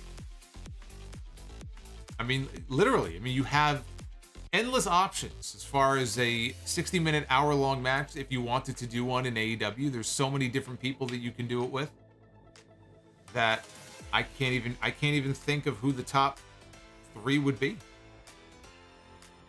You've got Pac on the roster. You've got people like Swerve. I know he's in a tag team right now, but again, I said Danielson. You've got Claudio. And I mean, you've got Kenny. We know Kenny can go an hour, right? He's done that before. A lot of people on that roster, I think, you could do that with. Fire Panda, we should get this Tuesday in Texas as a pay-per-view again. More pay-per-views? I don't need more pay-per-views. I'm already streaming Monday, Wednesday, Friday. Now you want me to stream on Tuesday? Come on. Well, we got Fire Panda. We should get... Oh, he's repeated the same one twice. So nice, he had to say it twice. Thank you, Fire Panda. What is this? JM dropped a $100 super chat. He dropped a $200 bomb. And now he dropped a Hundy bomb, which I must have missed. AEW has signed more talent than they have TV time. Lately, they don't seem to value 1 hour of that TV time on Friday. It is still weekly episodic television, and television money is where their bread is buttered. They should treat it as such, and no one should suggest watching a vlog to catch up. Well said. I agree. It's nice supplemental content. I think you can use things like the vlogs, like Sammy does a vlog. You know, they got BTE. Ethan Page does a vlog. I think that's great. I was actually watching part of Ethan Page's blog a little bit earlier. It was in my recommendeds. It was him in a like a wrestling it wasn't wrestling, but it was like a collectible toy shop with, of all people, Brody King. And I was watching like 10 minutes of it, and I thought it was fun. It was interesting. I think you can use that type of content to supplement the existing storylines on television, but I don't think that you could or should use that kind of stuff to shoot your own angle and then take it and put it on TV without bothering to explain what's going on. That is not something that I would do. That is not something that is going to work. And I think that's really doing a disservice to your television audience, who are going to look at some of that stuff and go, what the hell's going on here? And be completely lost. And then you get people, well, you should be watching on YouTube if you want to know what's going on. Hey, motherfucker, I'm watching the television show. I'm not watching everything that's on YouTube. So they need to explain what's going on the television show. It's one of the most obnoxious fucking answers that I hear sometimes. When people start arguing back and forth, well, you should really watch the YouTube vlogs, then you would know what's going on. Shut the fuck up.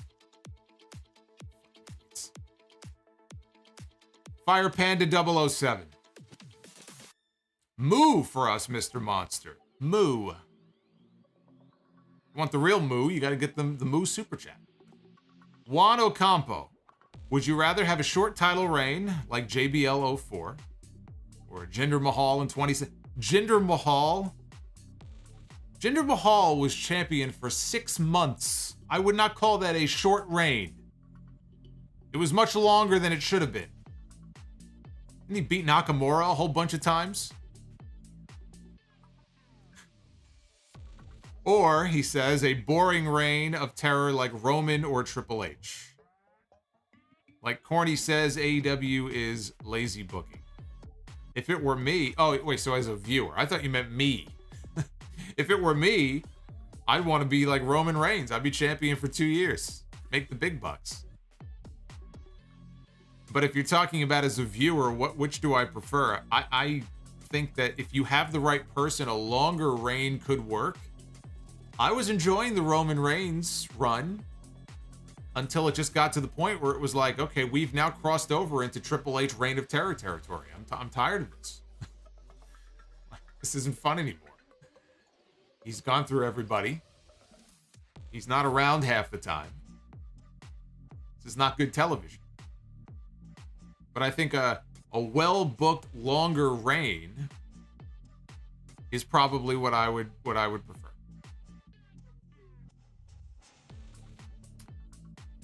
We just hit 700 likes. Thank you for that, guys. Let's see how high we can get. As RVD would say. Let's see how high we can get. Uffman Entertainment with the $5. Wonder what Johnny Ace thinks about all the talents he personally called and let go due to budget cuts. Coming back to WWE, and he is out of WWE. I don't particularly care what Johnny Ace thinks about any of this. Tech Nation. Well, at last week's SmackDown during the dark match, Butch seemed to be acting more like Pete Dunne rather than a wild animal. Well, that's progress. I'll believe it when I see it on TV, though. Rizzo. I saw a shoot with Enzo and Triple H did not like Enzo. Vince was the one who liked him, so I would not hold my breath on Enzo coming back. Yeah, it's like what I just said. I don't get the impression that Enzo was very well liked. And if he's not well liked by Triple H, then yeah, I don't think we're going to be seeing him back anytime soon. GCC 305. Hey, Solo, buy or sell. Hearing your fans say they've been listening for 10 years, or your fans fighting over having the last super chat to end your show. I always love hearing from people who have been longtime listeners. So if you've been listening since day one, like we've got some ride or die people who have been with me from the very first episode, 15 years ago. It's gonna be 15 years in November. And then I have people who have been listening for 7 years, 5 years, 10 years. I always love hearing that. Dr. Dakota Scorpio, you should watch this YouTube show called Impact. I think I'll pass, thank you. And Fire Panda, other than dives and super kicks, what is the most overused move in wrestling? The Destroyer. The Destroyer or the Code Red? Call it whatever you want. One of the most overused moves in wrestling. Man. Otaku Film says 15 years. Wow. Solomonster, you must be 50 now. Well, my birthday is coming up October 6th, and I'm not turning 50. I'm not turning 50. Although I see it off in the distance, but I am not 50. I'll tell you what, if I'm 50 years old, I'm a damn good-looking 50-year-old. I will say, man. I hit the fucking fountain of youth if I'm 50. What's my secret? I'm not going to tell any of you.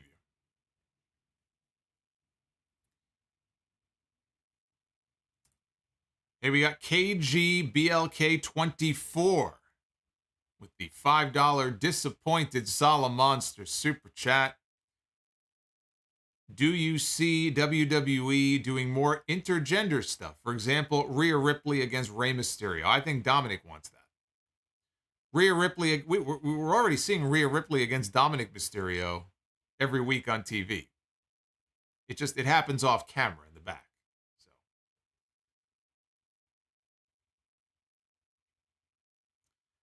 October 6th. No, I don't think October 6th is a Dynamite show. There might be a taping that night. I'm almost positive that my birthday falls on a Thursday this year. So what we'll have to do is we'll have to celebrate on the stream on Wednesday, and we'll celebrate on Friday. And I think my actual birthday is sandwiched in the middle, but I haven't checked the calendar. I'm almost positive my birthday's on a Thursday, though. I think it's the day after Dynamite. Hey, there's Sasha Banks. Put my arm around. I can't. I am closer now to Sasha Banks than all of those fools who paid $130 to take a picture with her. Maybe John Cena was in the middle of them. You know, we couldn't see it, but he was in between them, maybe. I don't know. Do not pass go. The most overused move in wrestling is the surprise roll-up. There's so many overused moves. It's just... I mean, I mentioned the Destroyer, right? You mentioned super kicks and tope con heroes, and we should make a whole list, like Jericho back in WCW with that long list of 1,004 holds. How about the near fall? How about that? The kick out at 2.999. Is that the most overused move in wrestling? Dr. Dakota Scorpio, congrats to the chat to getting 600 likes for Be the Booker. Well, you know what? You got enough likes, right? So I guess we should probably get to it right now. You wanted it. You made it. You made it possible. You willed it into existence. So let's end the week on the right note. It is time to be the Booker. Ladies and gentlemen, it is now time to be the Booker. You got us to 600 likes. Ask and ye shall receive. It is time for Be the Booker. We begin with the men as we try to book ourselves our own little forbidden door. I want to book some great matches for you guys here. I'm going to do a Batista set. I'm going to give you what you want. We're going to start things out with Mr. Perfect, Kurt Hennig. I picked him the other night, actually. I landed on Mr. Perfect. Didn't we do Mr. Perfect and the Macho Man? Was that the match I booked the other night? Well, I will never complain on landing on Mr. Perfect.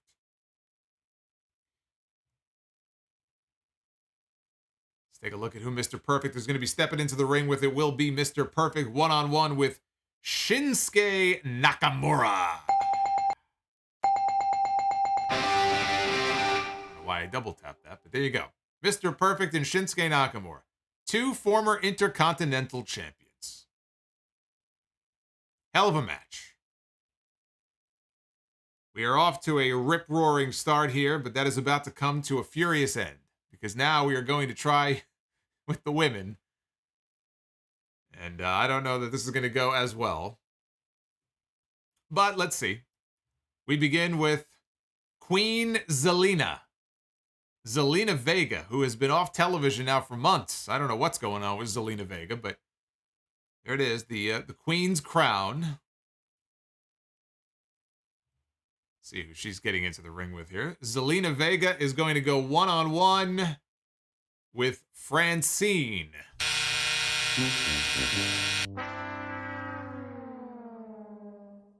That is most definitely not a main event match. I don't even know what Francine is up to these days.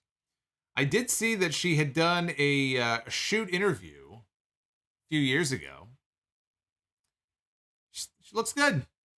She looks good. She looks healthy. Unlike a lot of the other people from ECW from back during that time period. Let's do the tag team thing. We got Strike Force, former WWF Tag Team Champions. I see Rick Martel, somebody who should be in the WWE Hall of Fame. Going to be very interesting now that Vince McMahon is no longer making those decisions. Who does Triple H put in the Hall of Fame? Maybe they'll put it to an actual vote amongst the talent. Maybe they'll have a formal system now for picking candidates for the Hall of Fame. That's something I haven't heard anybody talk about. Vince McMahon no longer in charge of who goes into the Hall of Fame. Maybe we'll see Rick Martel one of these days. Let's see. Strikeforce going to get into the ring with... Oh my God, these guys again. You know what, though? It's not a bad match. I actually think that could be a pretty good match. American males. American males. It's the best theme song.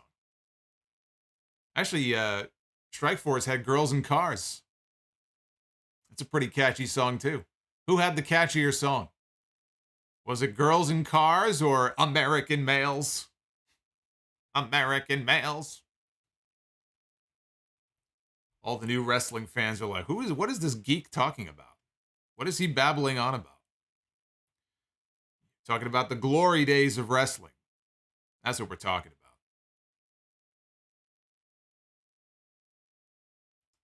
Is that Buff? Yes, that was Buff. That was Buff Bagwell.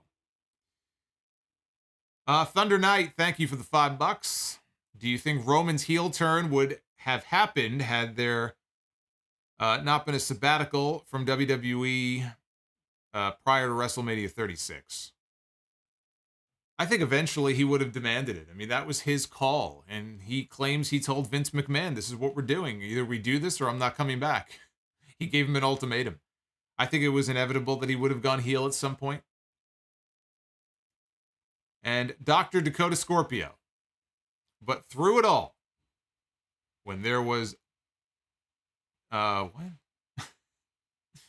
What does that say? When there was doubt... Oh, when there was doubt. We ate it up and spit it out. We faced it all and we stood tall and did it our way. You know what threw me off? Some of the words in your super chat don't have a space between them, so... It's like doubt and we. There's no space. So I'm trying to read this like doubt we. And then he has the word out and the word we, and there's no space. So I'm like a moron. I'm sitting here going, doubt we? Out we? I sound like I'm speaking some kind of foreign language here. Punctuation is very important. Dr. Dakota Scorpio, I'm telling you. Punctuation and syntax are very important. Always put your periods and your apostrophes and your commas and your spaces, hyphens, semicolons. Always make sure you put them in there. I took a copy editing class many years ago. I'm a big stickler for that kind of thing. Dr. Dakota Scorpio says, sorry, my internet cuts out when I donate. So that's the excuse, huh? Blame the internet for it.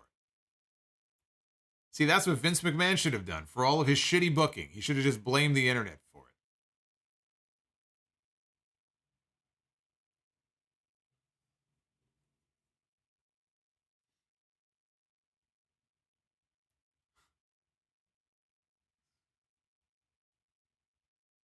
Oh, I'm trying to catch up on these chats here.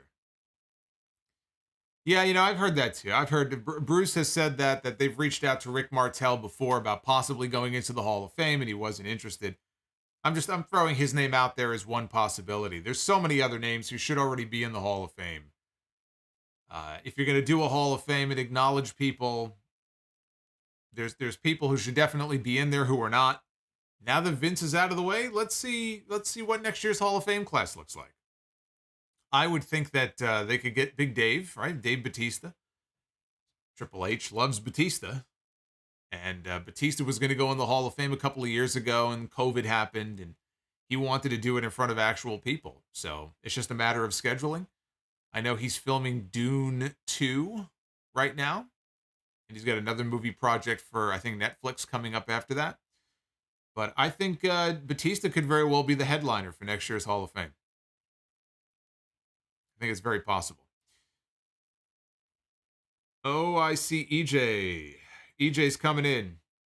EJ Slemp with a $4.99 buy or sell on Which mentor / protege relationship we never got? Mr. Perfect and Dolph Ziggler or Eddie Guerrero and Angel Garza?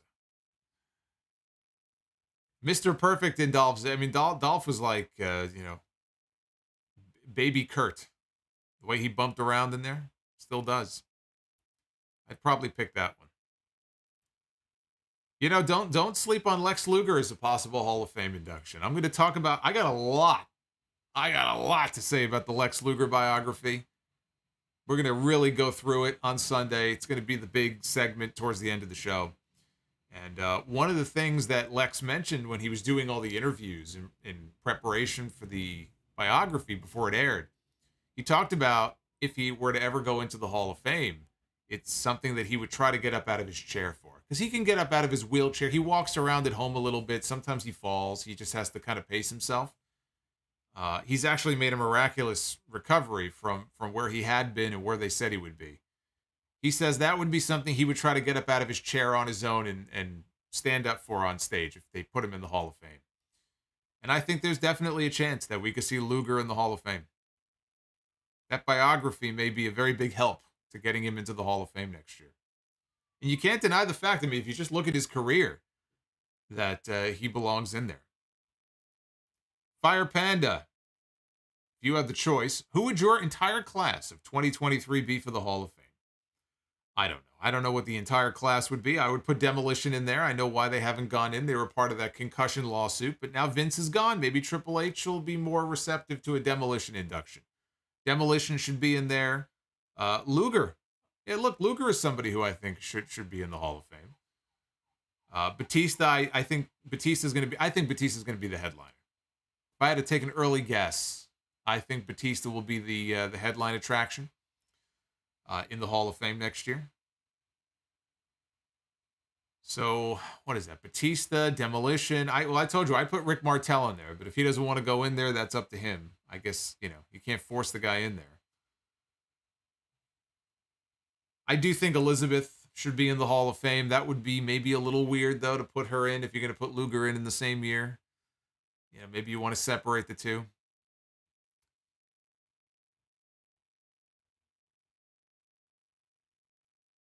What happened to Lex? I did not know that he is in a chair. Lex had a spinal stroke 15 years ago. It was like a nerve impingement, I think, in his neck. He was on an airplane, just the way he turned his neck. And then I think the way he was resting on it, he was cutting off blood flow to it. Ended up in his hotel room and he just dropped. Whatever happened just happened, and he was on the floor and he couldn't move. And they thought he would be paralyzed from the neck down for the rest of his life. He would never walk again. All things considered, he's made a pretty remarkable recovery, but it was basically described as a spinal stroke is what happened. Dr. Dakota says, is my spacing and wording better now? Yes, it is. It is much better.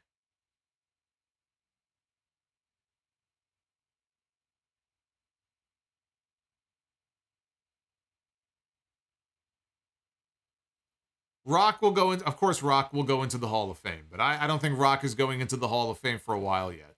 I know they're in LA next year. I don't think The Rock is going in next year.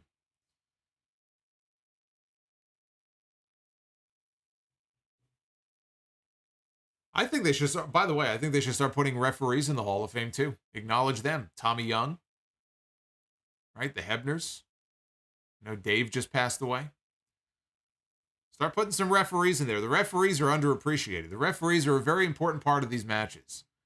And referees are also sometimes part of some very big, important angles, right? The twin referee angle with both Hebners back in '88.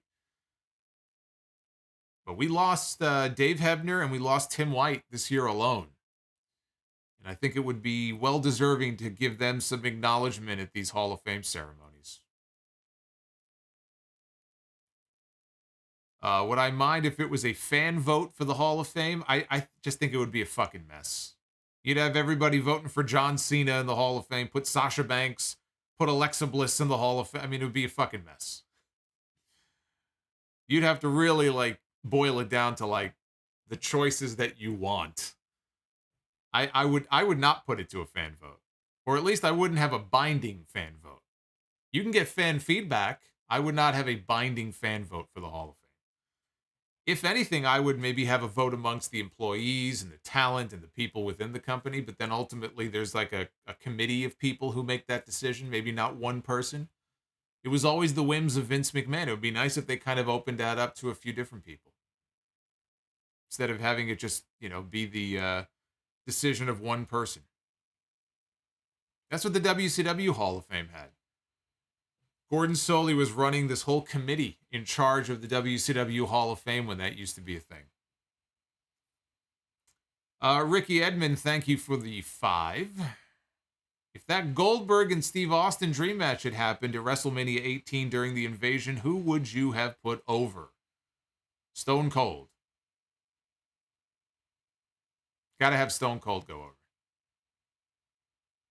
Turtlehead says, Bliss fan would vote for Bliss and Bray for the Hall of Fame. We love Bliss fan. I'll say one thing about Bliss fan. He is passionate. He is definitely passionate.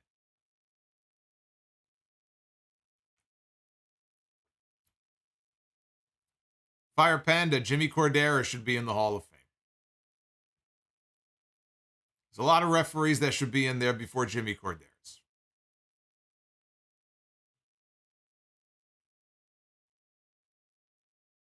I hear about Fernando Tatis Jr. Yes, I did. Yes, I did. What a moron. Well, he'll have 80 games at home to think about the mistake that he made. Sucks for the Padres, though. Now they get fucked over. Mike Chioda? Of course, Mike Chioda. Absolutely.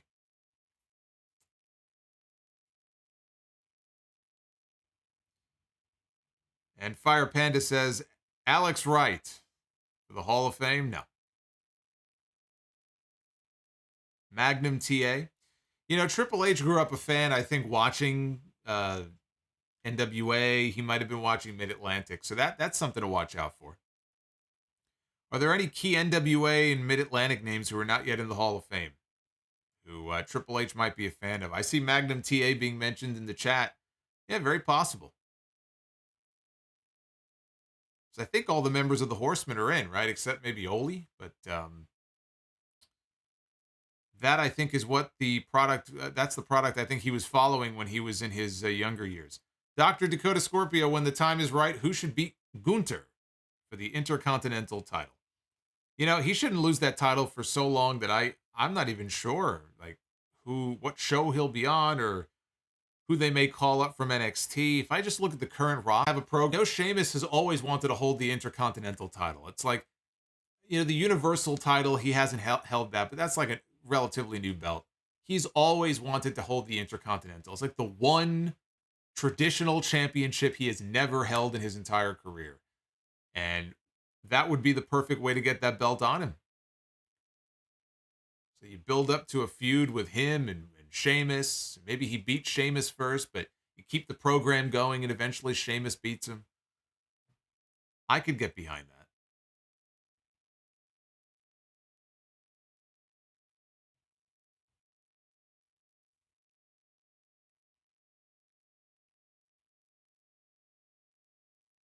Are the Koloffs not in the Hall of Fame? Ivan and Nikita? No, for some reason I thought they were. God, some of these people, they'll probably just put them in there quietly as like the legacy inductions. What a shame. All right, this has been fun. You guys came out in full force tonight. We got the likes up. We got Be the Booker done. Got some big ass super chats tonight. I love it. I love it. It gets me going. It gets the adrenaline going here for the Solomonster during these streams, which is bad. It's like drinking 5 cups of coffee at 1:30 in the morning. Now I'm not going to be able to go to bed, but I have somewhere to be tomorrow. So yeah, I better get some sleep. I'm going to be back with you live on Monday night. We're going to go live again on Monday after Raw.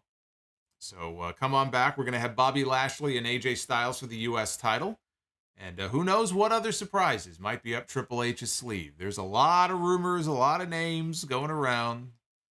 You've heard all the names. You never know who might show up. So I'm going to be back live with you then. Of course, first, it's episode 769 on Sunday. Cover all the news of the week. Big Lex Luger discussion, big Lex Luger biography review coming up on the podcast for the A&E show. I'll tell you whether or not I think it's worth going out of your way to see. And we do have one last super chat here. EJ Slemp getting it in right at the buzzer. When does Brian Pillman go into the Hall of Fame, if ever? I don't know when, but he will definitely be in the Hall of Fame. I cannot tell you when, but yes, he will be in the Hall of Fame. Brian Pillman will get in. All right, I'm out of here. Enjoy your weekend. I will see you on Sunday for 769. Nice. I'll see you then.